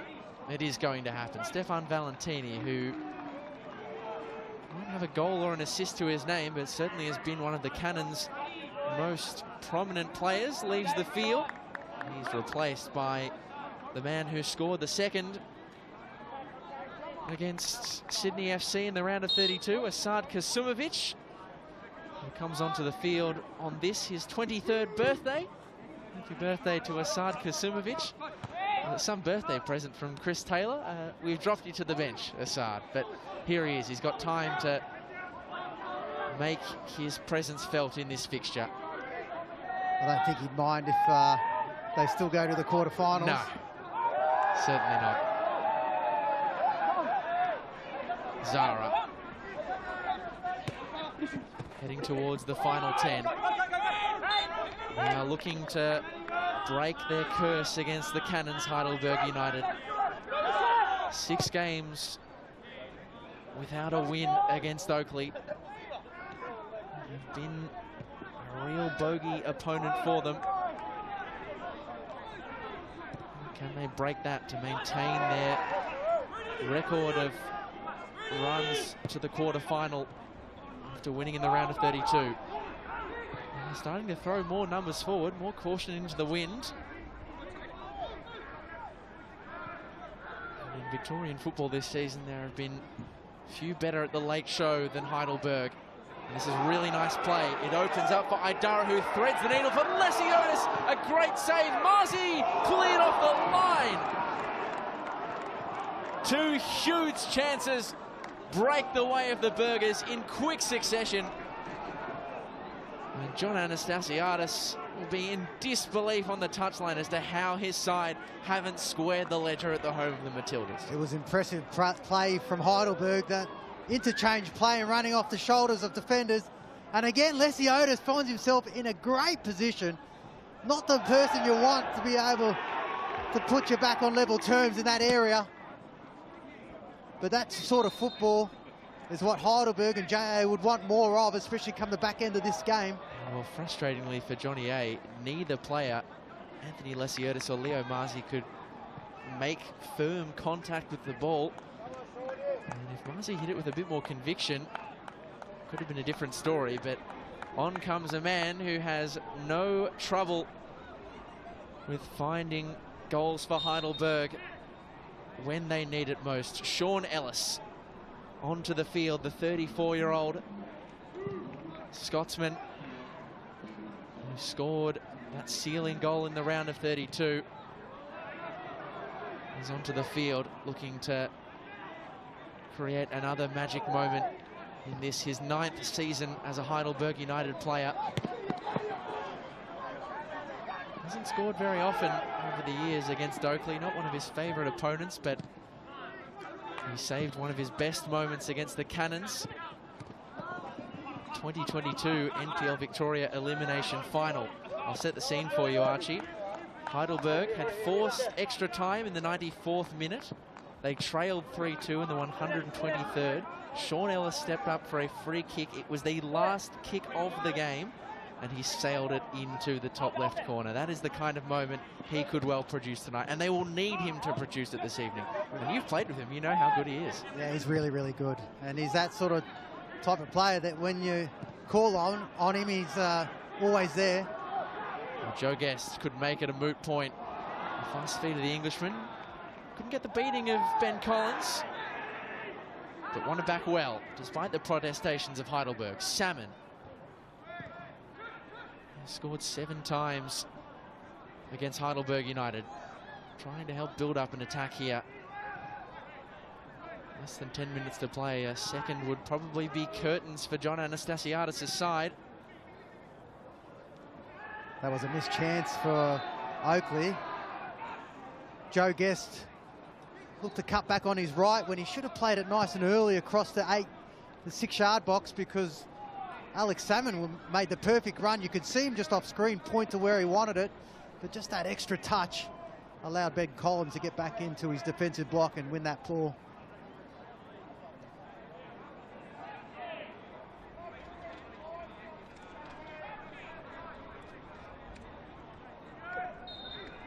Taken short by Oakleigh. Plenty of numbers to aim at, one of whom is Alex Salmon. It falls at the back stick for Asad Kasumovic. Ali got that inch perfect and had to. Marzi need to get things moving quickly. Nicholas Olsen has dropped into left back after the departure of Adrian Zara, which means that Aiden Federhajic now wears the captain's armband as well. 2 years the stand-in Heidelberg captain, going back to Yaron Souza. Oh, Heidelberg really playing themselves into danger. McGilt.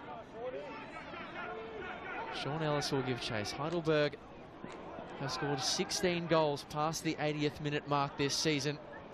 They're going to need to produce another to force an extra 30 minutes in this fixture. The Cannons could kill it here, though. They're charging forward, they're queuing up, and Guest couldn't provide the telling touch to double Oakleigh's money. Well, that was an incredible run.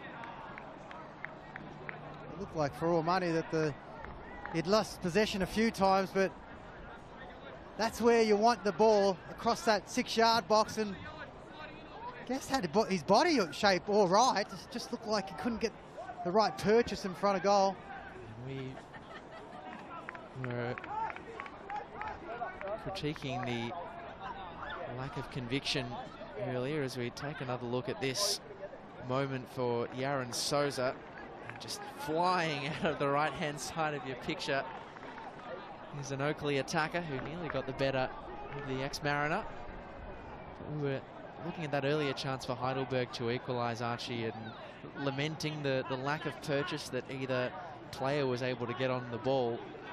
Guest could have got next to no purchase from that cross, and it still would have been enough. Yeah, and you know, Marzi's made a big difference coming in. He's had 2 good chances. One, okay, with the ball was a little bit hard across the face or the body, and he couldn't get any kind of contact. But that second chance, when it fell to him from that Lesiotta shot, he should have done better there. 5 minutes to play. It is go big or go home for Heidelberg United, and it is Asahi Yokokawa. It's a great save.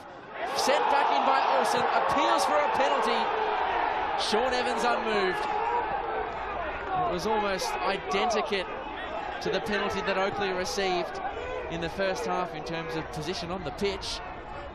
We'll have to have another look at that one shortly. Oakleigh are starting to knock at the door. They've certainly got their tails up. Could the Cardiac kids do it again to force an extra 30 minutes of football? Lesiotis scoops it towards Ellis at the back post. It's stood up for pin. Another penalty appeal, and it is given. Sean Ellis sent the ball into the middle. Pin was the target. It came off a hand, and Sean Evans, who has heard the siren song of the Heidelberg fans, points to the spot. It all started from that ball from Lesiotis out to the wide man there, Sean Ellis. The amount of space that he was allowed to have there and pick out his player. I thought the play that had gone there with the Sean Penn touch, Josh Penn, sorry. But it's bounced up and hit the Oakleigh player in the arm. And now it rests on the shoulders of the 221 game veteran of Heidelberg United, Sean Ellis. He has had a massive say in so many crucial moments in Heidelberg history. He could stand and deliver again against Nick Feely. It's Sean Ellis! The Super Scotsman delivers another magic moment for Heidelberg United. We're all square at the home of the Matildas. And time and again, Sean Ellis stands up to be counted when the Burgers need it most. And we are minutes away from a potential extra 30 here in Bundoora. And don't the home fans know it, Archie Thompson? Well, you labelled them the cardiac kids, and they've done it again. With only minutes left in normal time. Again, it was Lesiotis with that ball out wide. The Oakleigh manager will be thinking, how can the player be so wide open in those wide areas? But how cool was Sean Ellis? Stepped up and potentially has sent this game into extra time. There's still a bit of football to be played with the injury time that's still to elapse. It has been a windy few days here in Melbourne, and not for the first time. And I'm going to say, hold on to your hats, because this one could go anywhere from here. Heidelberg, plenty of yellow shirts further afield. Could they turn the game on its head in an instant? It's Ellis checking onto the left and couldn't thread the needle. Ellis again. Didn't really get purchase or conviction on the shot. He scored some wonder goals in his time, but I feel if he added his time back, he'd maybe just have a bit more composure, take a bit of time, maybe have a little touch, and then see where his players were, because there was a number of Heidelberg players that were free if he had just maybe not pulled the trigger. He's got a magical left foot, Sean Ellis. He saved Heidelberg's bacon today. Oakleigh, last time they played a round of 16 fixture against an NPL opponent, they needed extra time to see that one through. 5-3 against Brisbane City. Will they be facing another 30 minutes of football, Heidelberg? They've been the extra time specialists in recent weeks. They've played more football than just about anyone in the country. Marzi down under the challenge of Boyce, who won the ball legally. Is there another twist in the tail laid on? Down went Alex Salmon, but the offside flag was up as we are into 5 minutes of stoppage time at the home of the Matildas. They needed to be in the right position there, and might have been just Joe Guest that just ran offside. But I love the way he runs on the shoulders. Both of Oakleigh Cannon's attacking duo. Always tough to read from a defender's point of view. Hasn't this game just come to life in the dying embers? Sean Ellis from the penalty spot pulls it out of the fire. And we could be set for another Victorian all-NPL encounter going to extra time on the national stage. Idara has been close to faultless for Heidelberg tonight. Do Oakleigh have one last puff, one last burst of energy and enthusiasm? Kasumovic just hesitated, and it opened the door for Heidelberg to close ranks. Oh, and Sean Evans has just managed to get himself in the way and put paid Heidelberg plans of launching a swift attack in the opposite direction. But interestingly, Archie, despite having played an extra 30 minutes of football relative to their counterparts, maybe it's a momentum thing, but Heidelberg looked the more fresh, they looked more energetic in these dying moments. Yeah, well, it's funny what a goal can do, and especially when it puts you back into the game. That momentum carries on. And I'm sure there's going to be a lot of injury time, so for Oakleigh Cannons, they need to be careful that they don't slip. But also, too, on the flip side, you've got Oakleigh Cannons players making some really smart runs. And one little lapse in concentration at the back end of this game Could be very, very costly. It's the 18th time in 50 meetings we've seen a goal past the 80th minute mark in this fixture. Their first time on the national stage hasn't disappointed. And there is time enough for more late drama here at the home of the Matildas. Kasumovic threads the needle for Guest. It's there for Wellsmore. Well, the man who sealed the deal for Oakleigh against the Sky Blues could have sealed the fate of Heidelberg out of the cup anywhere but there, Archie Thompson. Again, it was Joe Guest that found himself in too much time for Heidelberg's liking, and it was a perfect ball across that 6-yard box. But Paul Wellsmore, he was just backtracking there and couldn't get enough power. Just hit a little bit too high. Tense and tight at the home of the Matildas. Heidelberg have fought to keep their season alive for an extra 30 minutes at least. But maybe more. There are so many yellow shirts in the box. Jamal Ali, can he pick out one of his Heidelberg teammates? He'll retreat to Ellis. And Ali, energetic though he was, couldn't find a way through into the final minute. It would be pandemonium unparalleled if Heidelberg could pull it out here. Lesiotis through the lines. Marzi just couldn't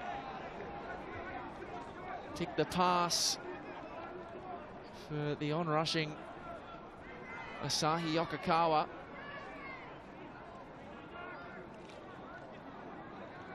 It all comes down to this. It's at the feet of Ellis. It's swung towards Josh Pinn and cleared by Oakleigh. Fedahajic. It's at the generosity of Sean Evans now. Heidelberg with another forward foray. Would the Burgers pull it back from the brink? Well, Idara has been pulled down. Advantage has been played. And it's over the top for Yokokawa, but overcooked for Yokokawa. And we are going to extra time at the home of the Matildas. Heidelberg United with another late show. They are famous for it in Victorian football. And Sean Ellis has pulled them out of the brink once again. A late penalty in the 88th minute sets us up for a big finish to the round of 16. The full-time score after 90 minutes played: Heidelberg United 1, Oakleigh Cannons 1. Well, it was a game that certainly threatened goalmouth action in the first half.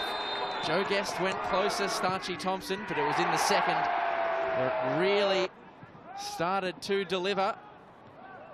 And it was Oakleigh who were able to provide the crucial moment through an unlikely source. Yeah, and they just got their lines all wrong, Heidelberg here. Just couldn't get that ball cleared and haven't been really great throughout this NPL season, dealing with set pieces and balls coming in. But Jordan Hall with his first goal. You just thought there that that was going to be the end of Heidelberg, but like you called it, the cardiac kids, Lesiotis has been picking up good positions and spraying the ball out in these wide areas. I don't know why Sean Ellis has got so much time there. I'm sure Chris Taylor will be wanting answers, but it was coolly dispatched from Sean Ellis. He's a cult hero in these parts, Heidelberg United. I'm sure they'll put a redhead statue at the front of Heidelberg's ground, but he's been sensational and he gets him back into this cup. Yeah, the boy from Fort William is the gift that keeps on giving in Heidelberg colours. And you can see that Oakleigh Cannons had a bit more joy in terms of getting the ball into that penalty area and into the final third in that second half. They really built out a gap to Heidelberg on that tally, but the Burgers did have a number of good, meaningful shots and built on the promising flashes they had in the first half. Yeah, and they weren't they didn't take their opportunities when they came, and I thought that the time was going away from them. But like I said, if you keep pushing hard enough and knowing that you know, your team's going to be tiring, and you just got to get players into that box. And you know, they took a gamble and they got it. 30 more minutes to decide which NPL Victoria powerhouse will go through. And soaking in the team talks from both teams on the sidelines has been Michael Zapponi. Zappers, what did you hear as both John Anastasiadis and Chris Taylor addressed his charges? Well, what I observed was that Oakleigh seemed a lot more flat than Heidelberg United. Heidelberg United certainly have got the momentum, and that's what it appeared. I'm just going to go over and see if I can get a quick word with John Anastasiadis, because John, your team certainly looks like they got the momentum now. Does it feel that way? Yeah, it does. We, you know, we conceded a dumb goal, and then, but you know, the boys kept on going hard, and you know, we worked our way into the game again, and you know, deservedly got a goal, and then we had the momentum. So now it's another 30 minutes, mate. I think we're a stickler for 120 minutes. This team, but I've got full faith in them, and they've got some belief at the moment. So we're happy to get the result. Played a lot of football over the last few weeks. Extra time last week. Have they got the legs in them? Of course they have. You know, that's why we train so hard throughout the pre-season, Zappa, and you know, for these type of situations. Sean Ellis, and not just Sean, the other substitutes made a big impact too when they came on. Yeah, well, you know, we're a team that consists of 20 players, not just 11. So anyone who comes on can do a job even better than the one who was previously on. All the best. Thank you, mate. Heidelberg United, you could say. Is there a stickler for an extra 30 minutes? Addicted to extra time, Archie, perhaps? It might take a toll on the legs, but they do have the experience in these situations. As we go to extra time on the final night of the round of 16, we're going out with a bang down here at the home of the Matildas. Are you brave enough, Archie, to wager a prediction as to where we head from here? Well, it's Heidelberg who have got the zip. Sean Ellis. This is the man who they want to have it. The left foot of Sean Ellis. The shot blocked en route. And away by Oakleigh. Olsen will come again down the left channel. Clipped into the box. Ellis the target again. He is a magnet to the football at the moment. And that was a challenge that Anthony Lesiotis had to make, because Oakleigh had runners in every direction, and you can see a major substitute that we'll get to in a moment. As we just take another look, you can't let Sean Ellis onto his left boot.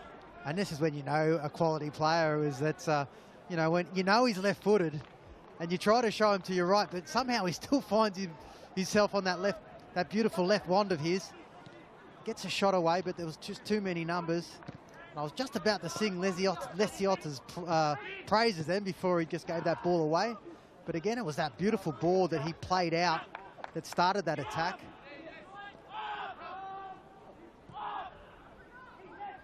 And you may have caught it in the aftermath of resumption of play, but there has been one extra substitution in this game, and it's a massive one for Oakleigh. Captain Joe Guest, the Mike Cockerell medalist, off the field in place of the returning Kingsley Sinclair. Scored the opener against Sydney. Ellis has had the ball on a string since coming on! And the header was off the post from Pin. Oh, what a delightful cross. He'll have another crack, will the Scotsman? And this time Feely is able to collect, but that was a glorious chance for a man in Josh Pin, who is in red-hot goal-scoring form in the Cup. Well, I mean, that's what you want from your wide areas as striker, is to put it into a position where you can attack it, and really he should have scored from there. He should have, and in fact I said it came off the post. I actually think I've done Nick Feely a bit of a disservice there. He made a very good, albeit rather nonchalant save with the left paw. And here is Leo Marzi given one to chase. Towards the byline, cuts it back. Pin lost his footing, but got the ball anyway. Josh Pin! A brilliant block from Jordan Hall, who has stood tall for Oakleigh at both ends.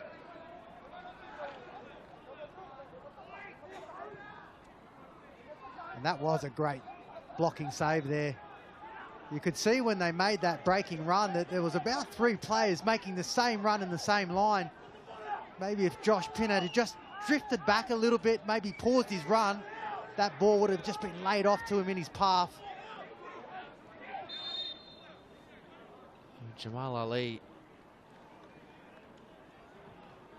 is onto the floor. And some discomfort. He's got a shin pad to rearrange. And you can't underestimate the seismic substitution that was. Joe Guest leaving the field, of course.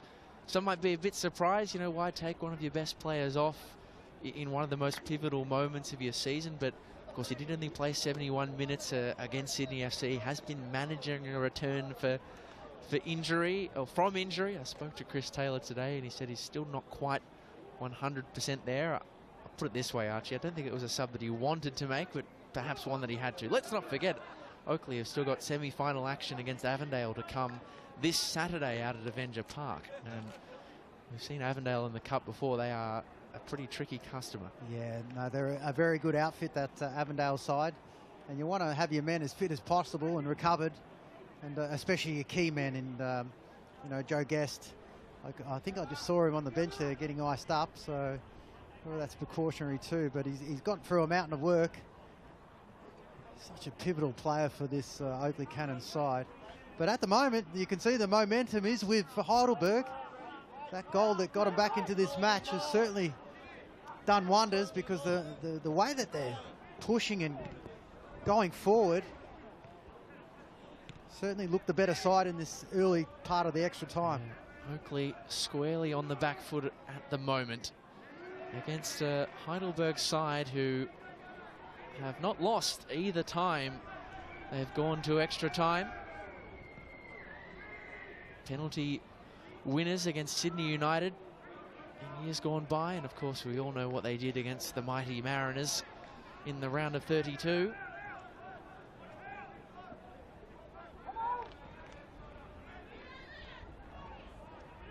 It's dropped over the top delightfully though for Wellsmore, who just couldn't control at the crucial moment. Get another crack though, Oakleigh. Scoop towards the back post where Kasumovic was lurking with intent. They just have more zip at the moment to Heidelberg. Yokokawa leading a one-man assault, and coming up with the football, Asahi Yokokawa. Couldn't direct his effort on target, but he has been just brilliant for Heidelberg tonight, Asahi Yokokawa. He was doing it all himself.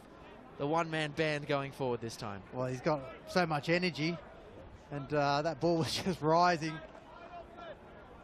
Maybe if he had his time again and just looked up where the goalkeeper was, would have been nice, that little dink over the top.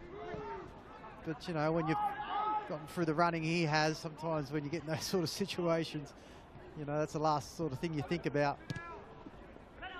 Alex Salmon for Kingsley Sinclair, who replaced Joe Guest. Kasumovic spins out of danger. Collins composed. Couldn't find forward passage to Josh Pinn.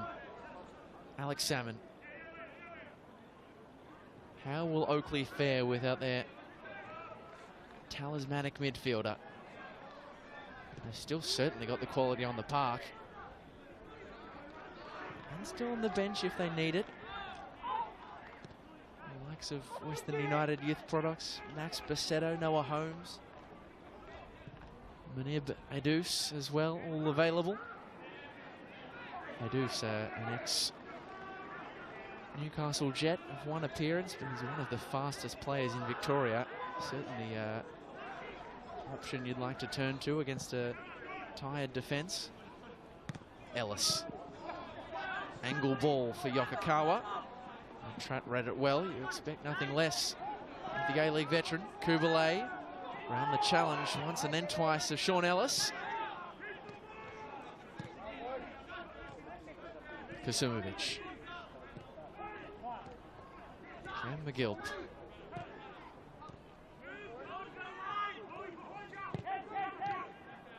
Sinclair forced to retreat in the face of non-stop movement from Mohamed Aidara. McGill. Couldn't pick the gap. Lesiotis wins back the ball.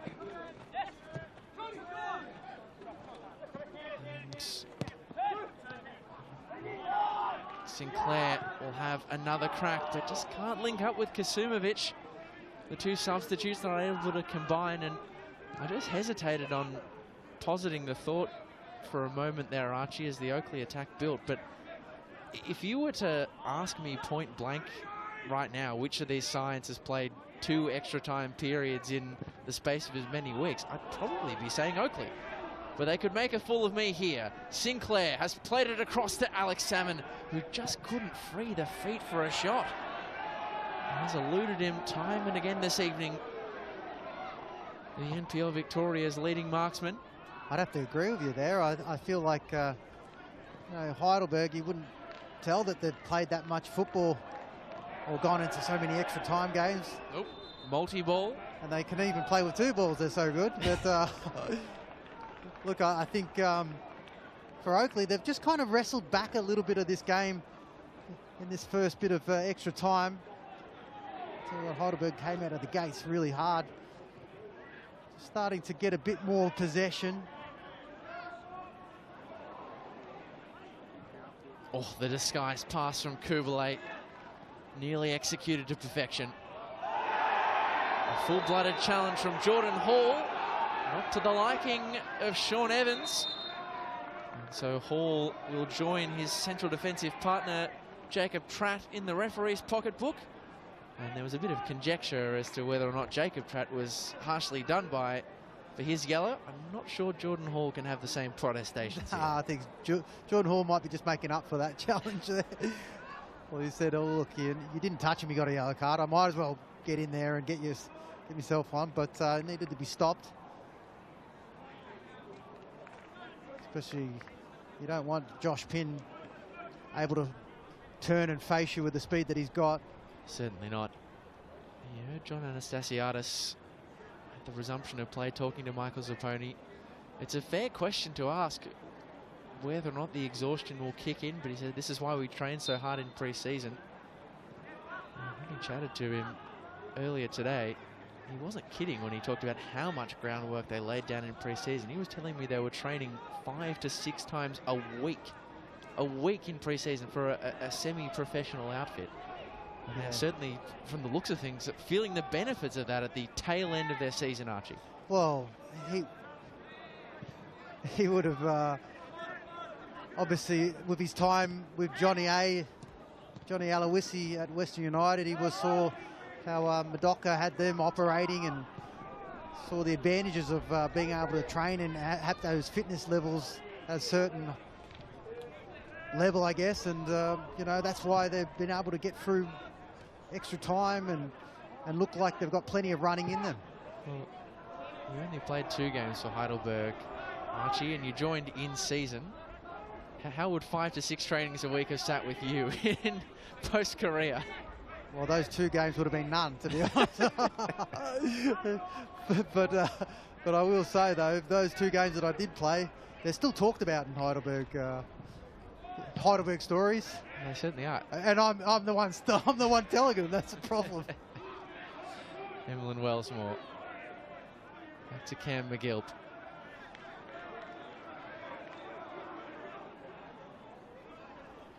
First phase of extra time drawing towards a close.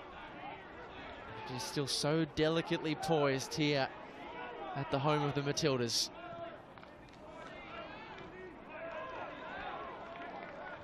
There will be one team across the country who are licking their lips at the fact that these 2 sides are playing extra football, and that is the MacArthur outfit, who lie in wait as Kasumovic drives the ball in now. As MacArthur progressing in thrilling fashion on Sunday. A cracker out in Maitland against the Newcastle Jets. Leo Marzi threads the needle for Yokokawa. Ellis. Sean Ellis. The dancing feet. Can't get the better of Jacob Pratt. And a legal challenge, that one, in the eyes of Sean Evans. Jamal Ali shapes the cross.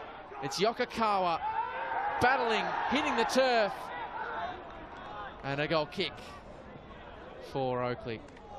It's funny, you mentioned, Archie, your 2 games for Heidelberg still talked about. So we just take another look at this driving run from Asahi Yokokawa. I think Jacob Tratter's just about done everything by the book there. I think Yokokawa was making the most of the contact. I asked Chris Taylor what his favourite Heidelberg, or coaching against Heidelberg memory was. He said the semi-final that you played in, because they were 1-0 down after the first minute. You got the assist. And then they scored 2 in the space of 5 minutes and knocked you out of the semis, as they look to make it 2-1 against Heidelberg years on. Well, I know who I'm going for now. that would have been his time at South Melbourne. At South Melbourne, where he won multiple championships. He's managed over 600 games in Victorian football, as Chris Taylor. Yokokawa sends the ball in. Oh, and it nearly sat at the back for Marzi. Olsen stabs it forwards. Hall and Tratt have become very important in extra time, as Heidelberg have pushed the pace. Down goes McGilp. Pressure relieving free kick for Heidelberg, or for Oakleigh rather. Dropped over the top. Kasumovic lost out in the air to Collins. Ellis not quite on the same wavelength with Yokokawa. It's a low percentage ball with the wind blowing as it is. It's about conserving your energy now, I think, when you're coming sort of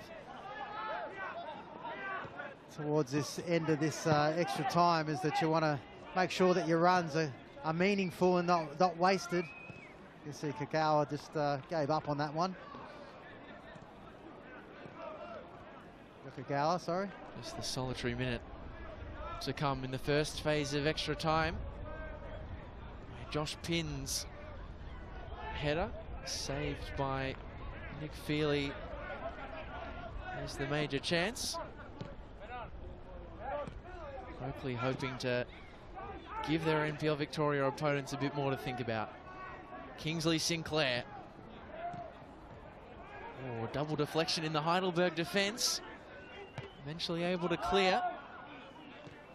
Is there one more roll of the dice in the first phase of extra time? Hampson's ball is a sumptuous one. Kingsley Sinclair couldn't reach it at the other end.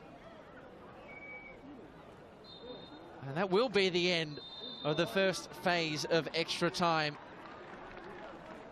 NPL Victoria juggernauts going the distance. And Connor Hampson puts his hands to the air in frustration, because he knows how delicately this game is poised, all thanks to that man, Sean Ellis. His penalty, the decisive moments remain level at the main break of extra time. Oakleigh Cannons 1, Heidelberg United 1. And down at pitch level, we've got Michael Zapponi soaking in all the action, as Oakleigh Cannons and Heidelberg have 2 big team talks to come. Yeah, just having a listen to Chris Taylor, and he's just asking his players how they were feeling. I did pick up Elman Wellsmore saying that he was feeling the pinch a little bit, so don't be surprised if there is a change on the Oakleigh side. Wellsmore potentially to come off, and on the Heidelberg side, it's very different when you look at the body language of both. Heidelberg's bench really excited by what lays ahead and feel like they can bring this one home strongly. So very, very different mannerisms on both sides of the coin here. Just gives you a really interesting insight into the mood in both camps. Now, I can tell you that Heidelberg are set to make a substitution as well at half-time. Dominic Feller will be coming on for Anthony Lesiotis. We saw Dom Feller make his approach onto the field for Heidelberg at the start of extra time on Friday in that elimination final against Hume, and so he's going to freshen the legs in midfield. Thanks for that update, Zaffers, as we ready ourselves for the final 15 minutes of football here at the home of the Matildas. And penalties to come if the sides can't be separated. It is Anthony Lesiotis whose race is run. Dom Fowler onto the field for his 4th Australia Cup appearance. He replaced Anthony Lesiotis in the round of 32 as well. It's really interesting to observe that contrast of emotions from both technical areas. You get the feeling that there's maybe one side, Archie, who know in the back of their mind they've got not bigger, but certainly other fish to fry in the terms of the NPL Victoria Championship, whereas there is another in Heidelberg who knows that this is it if they can't progress. Yeah, and you know, for Heidelberg too, there'll be those memories of that game on Friday when it went to penalty shootout and they weren't able to do the job there against Hume City. I wonder if that is going to play a little bit of doubt in the back of the Heidelberg players' minds, and would want to try to get it done in this bit of extra time. But they're fortunate they've got the wind on their side too, so that makes it a little bit easier too when you're getting forward. Strap in. A big finish to come at the home of the Matildas.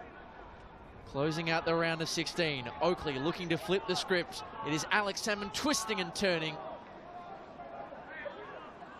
Couldn't really get his boot behind the ball. Easy pickings for Yaron Souza. Well, he had Kubalay just on the right of him. That was the better option. But, you know, the league's leading marksman saw the opportunity to try to get onto his left foot, but better option would have been Kubalay.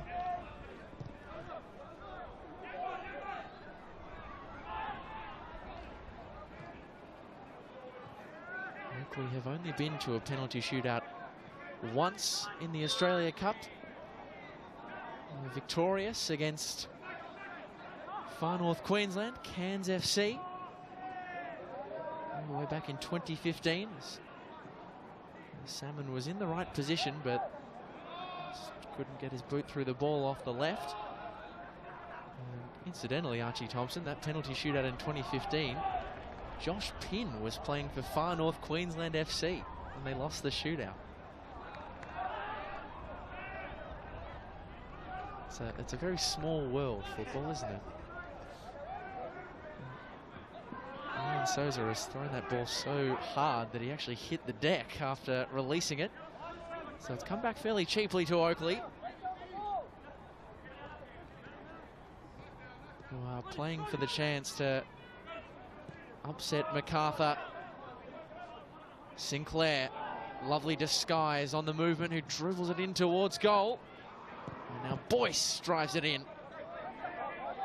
Heidelberg have blocked so many crosses from wide positions tonight. Boyce. Back to Sinclair, the New Zealander. Former youth international teammate of Hamlin Wellsmore. Back in the day. He's had a few good moments since coming on, has Kingsley Sinclair, returning from injury. Yeah, he did well there. You could see the players in the 6-yard box were just wanting that ball to be played the first time. As soon as he sort of cut back onto that left one, they had to readjust their runs, and the defence was already setting their blocks. Yokokawa. Plenty of runners to aim at, but he sort of split the difference between Marzi on the left and Pinn through the middle. They win it back from the goal kicker Feely, who was pretty slow to get back on his line. Heidelberg fans were urging for the chip. Marzi keeps this one alive. Feely this time is a little bit more agile and forceful in his efforts to chase down the ball.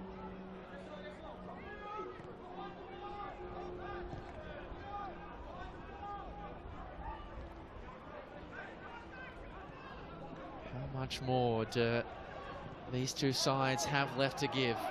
Asad Kasumovic has got fresh legs. Couldn't get it through the legs of Ali. But he's got the beating of his marker by foot.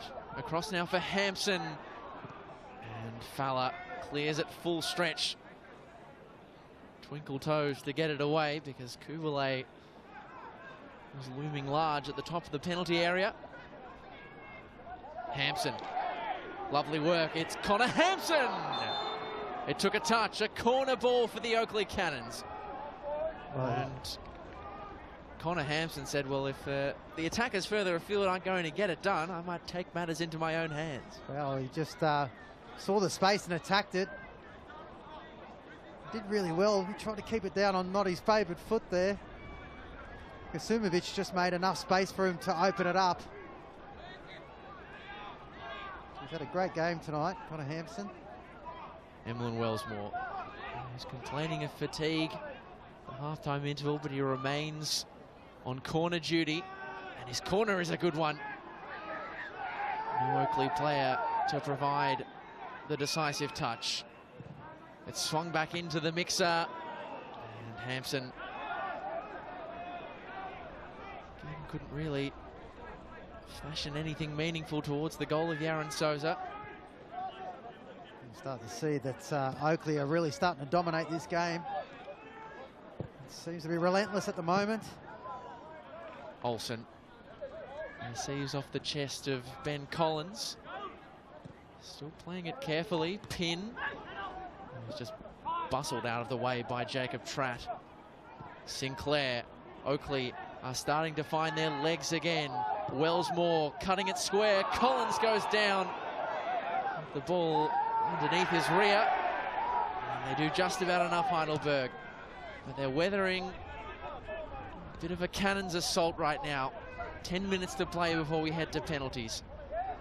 It's only been 26 days, Archie, since Oakleigh had a penalty shootout at this venue in the Doherty Cup final against South Melbourne. Well, you can see with that replay there, Ben Collins was unsure where the ball was. The Oakleigh Cannon player in that position did the right thing there, low and hard across that 6-yard box. You don't know where it's going to bounce or deflect to. Jacob Tratt. What an addition he's been to Oakleigh in the back end of the season.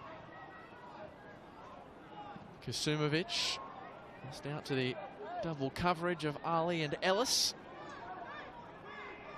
Devastating combination on the right-hand side. Idara, despite the dancing feet, couldn't find a way through. Salmon, great control in the first instance.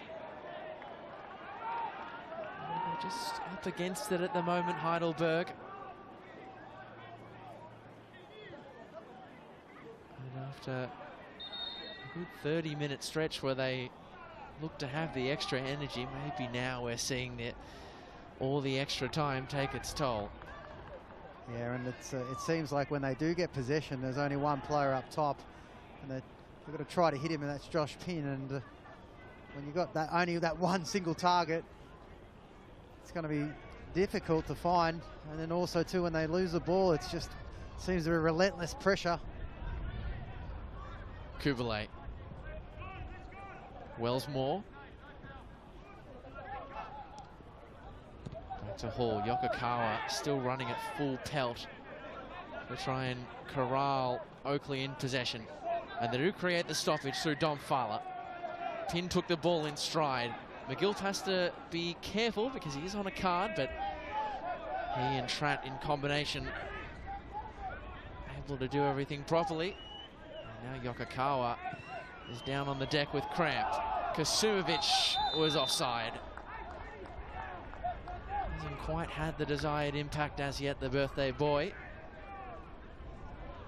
And that's a man who John Anastasiadis will not want to see on the floor, Asahi Yokokawa.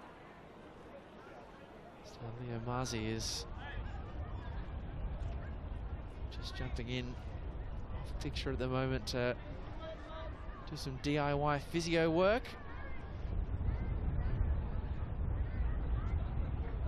You're right, that game on Friday is starting to take its toll on the Heidelberg players. Just can't seem to get any meaningful possession, especially up their own attacking half. This could be a chance. Yokokawa, the space opens up for him. He was cramping seconds ago. Yokokawa! Well, nearly from cramp to king in the space of seconds. He was down on the deck not long ago. He was nearly in raptures as that one just whizzed past the goal frame. Well, he did everything right there, and that gap in that back line just seemed to open up. And that bottom right corner he was aiming for didn't miss by much. And I'm guessing he's hoping for more of that DIY work. It helped in that instance there.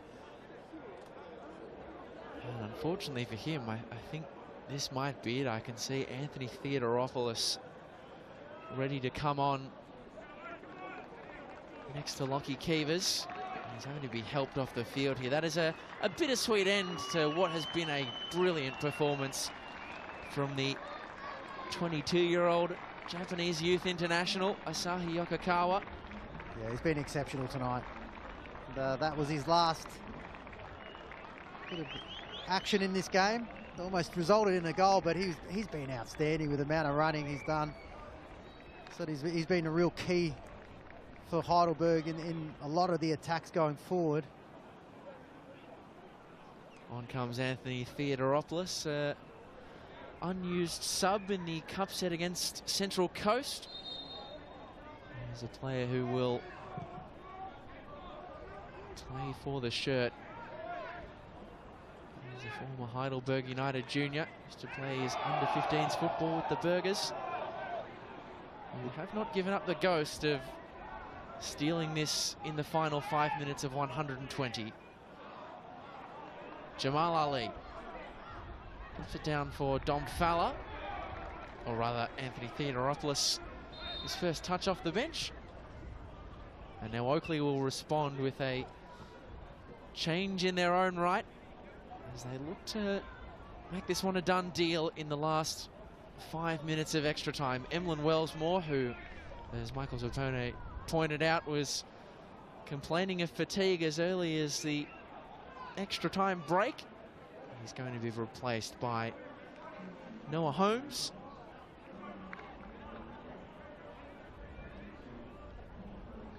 It's his 22nd appearance in all competitions as the long throw is launched in. We'll have another crack down the right-hand channel, Heidelberg. Ellis trying to open up the angle for a cross. Has to retreat instead, though. And Oakleigh able to force Heidelberg all the way back. That is not the direction which John Anastasiadis will want the ball to be travelling in the final knockings of this game. Well, I don't know. There was a bit of footage there where they were having a bit of conference call, it looked like, on that Heidelberg bench, whether they're going to already start to think of who's going to be taking these penalties. Well, the fact that we are so close now, Archie, it creates a really interesting situation where not only have both sides had a penalty shootout very recently, they've both lost. So I don't know if either side is actually all that intent on spot kicks, but it is absolutely something you have to think about. Two quality keepers. Aaron Souza won't be called into action here. Olsen prods that one away from danger, out of the penalty area. That was good defending from Olsen. Didn't want to concede there, knowing how good the deliveries have been from Oakleigh Cannons and how they defended Heidelberg. Great fast feet from Leo Marzi. Theodoropoulos was busting a lung on his right shoulder. The pass forward to Pin, not the best. Good work though, that by Dom Fowler. Theodoropoulos. Neat stuff with Idara. But Sinclair's got the beating of the Energizer bunny that is Mohamed Idara that time around. Has gotten a little bit scrappy at both ends. Are they resigned to the fate of spot kicks? Or will one of these sides seal it at the death? It nearly sat up for Noah Holmes. And now Heidelberg can come the other way. Josh Pin. Olsen is gallivanting forward. It's a 3-on-3 against the Oakleigh defence. The numbers are coming back though. Olsen will have to act quickly. And he's been hemmed in nicely. Ellis robbed of the ball. It is end-to-end football in the final 2 minutes of extra time. We are seconds away now from a penalty shootout. Oakleigh second in a month. Heidelberg second in the space of a week. And that one is shown out of play for a goal kick. It's starting to feel like an inevitable fate, Archie. It's your second penalty shootout in the space of a few weeks as well. Of course, you were here for Melbourne, Serbia, knocking off NPL South Australia opposition on penalties. Yeah, that was an incredible night. And it looks like it's going to go the same way. And Olsen there, he made a great run from all the way from this left back, ended up into that right corner, but just held on to it a little bit too long. That chance just sort of went away. But you need to be taking those opportunities when they come. All eyes turn towards Lockie Keevers. The 9th meeting between NPL Victoria outfits in the Australia Cup. Looks as though it is going to go the distance. 2 more minutes of stoppage time added on. Otherwise, we will be headed to the dreaded spot kicks. Heidelberg's continuance of their season will be decided potentially from the lottery of penalties.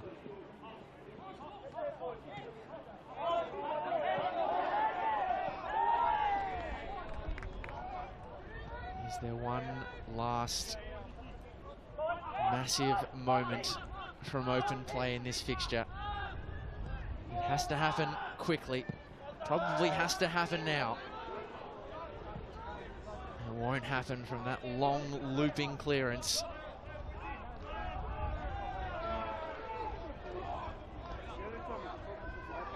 The Australia Cup has already delivered so much drama. And we're only about to end the round of 16. Quarterfinals to come, and so much more. A lot more is there to come here at the home of the Matildas. Ben Collins back to Souza. He set himself for a big long bomb in the Sean Ellis direction. Hampson read it like a book. Kasumovic stabs it back to Cam McGilp. And now Hampson charging forward, an enterprising cross that bounced awkwardly for Souza. Kasumovic was a ready and waiting customer to pick up the pieces if he spilled it. But it is all in this. Aaron Souza will launch us long for one final attack. In fact, there's no more time. And for the 3rd time in 9 meetings between NPL Victoria opposition in the Australia Cup, only one Victorian team can survive, and it will be decided by a penalty shootout. Oakleigh Cannons and Heidelberg United can't be split after 2 hours of football.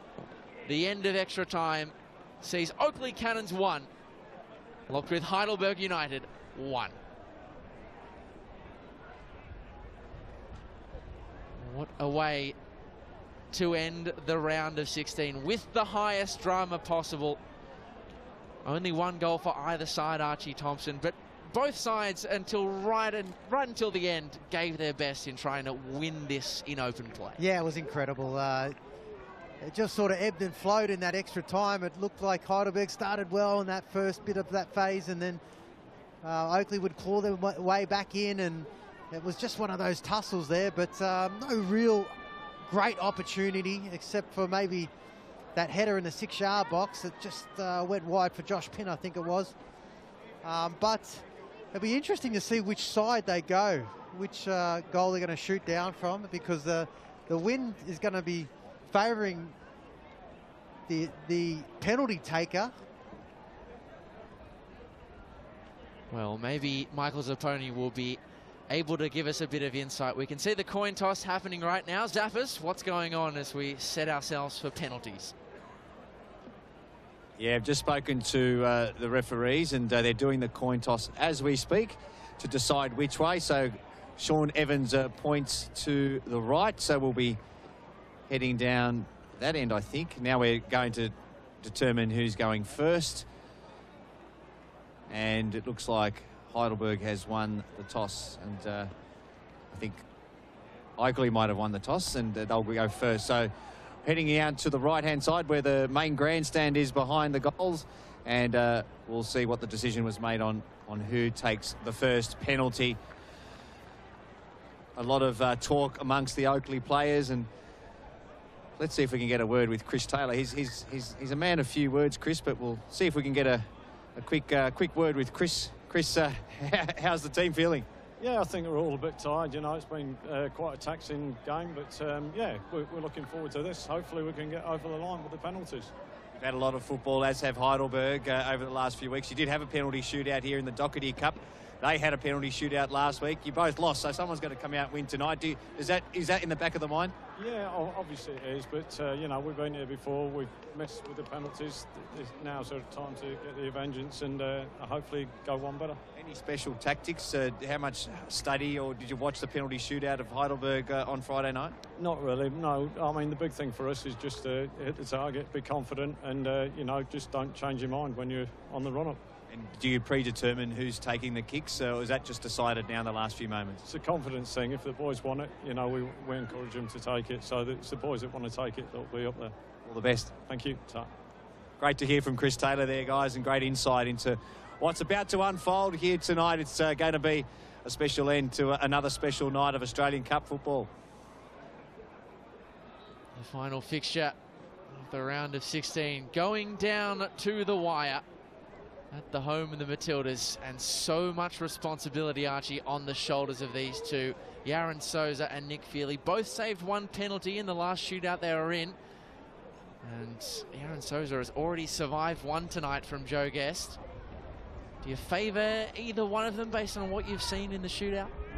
Well, no, look, it's really down to chance and how well the penalty's taken, and it's funny how now they pick the penalty takers. Before, you used to have your set players, and you know, they were the ones that were more the ones that would take the penalties, but now it's down to who's confident, and the manager has that trust in the player.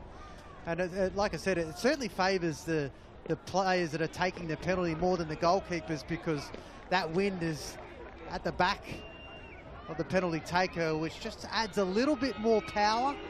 And like I say, it's just about hitting the target. Alex Salmon, the NPL Victoria's leading goal scorer, will get us underway in the shootout.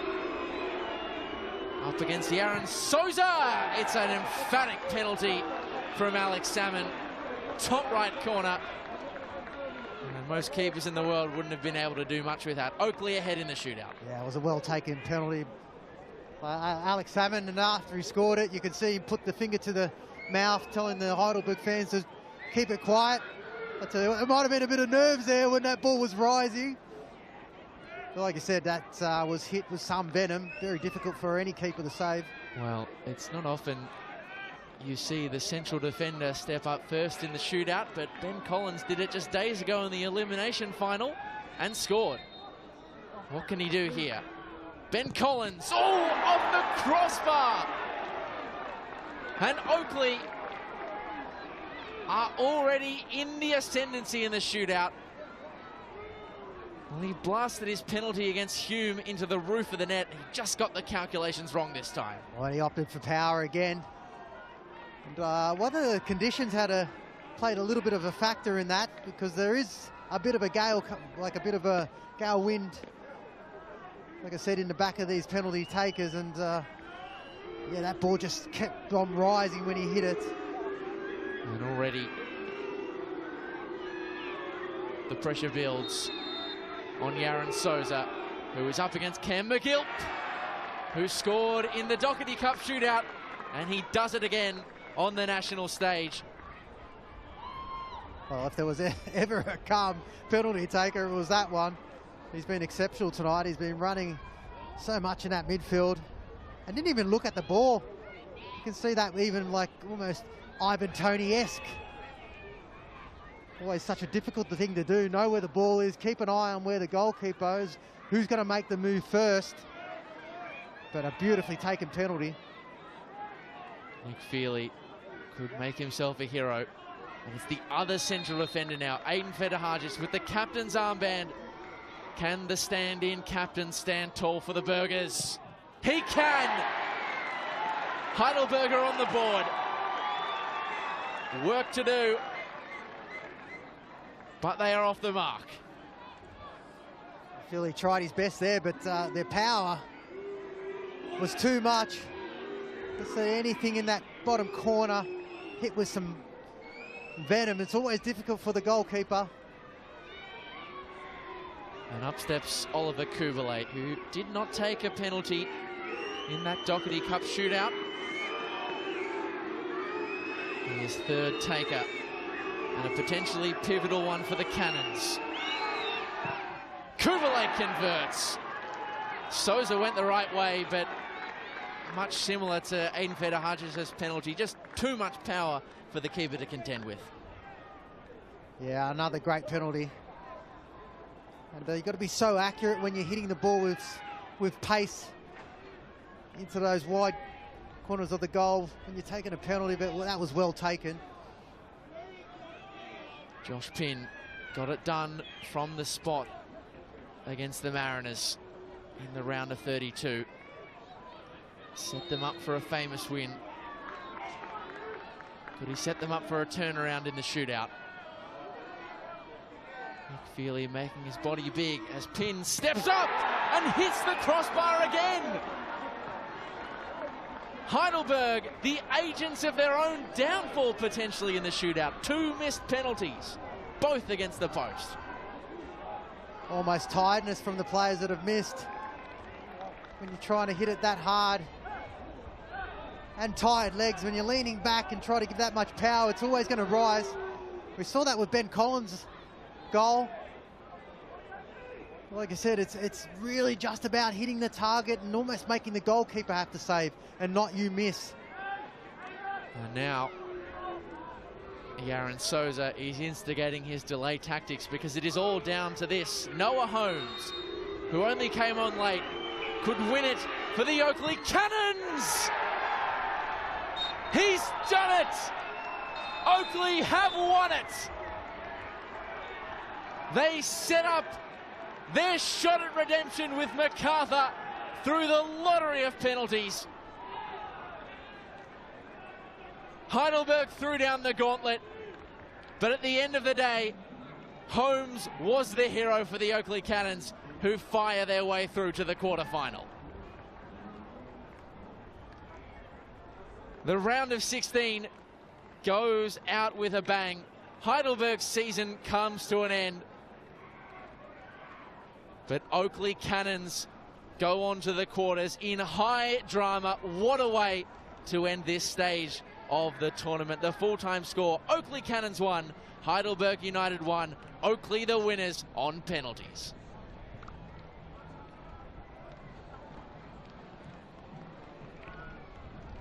Well, it's a bitter pill to swallow for Heidelberg United, whose 2024 campaign comes to an end. Back-to-back penalty shootout defeats in the league and the cup. That is as cruel an exit as you can suffer. Noah Holmes gets the applause. It was his penalty, the 4th and final, but it could have been very different as we have a look back on a game that has ebbed and flowed, Archie. Yeah, and you know, this game, as physical and as bitter rivals these two are, it was played in great spirit. I mean, the football was just superb. When it comes to penalty shootout, it's really, sometimes it's a game of luck and chance.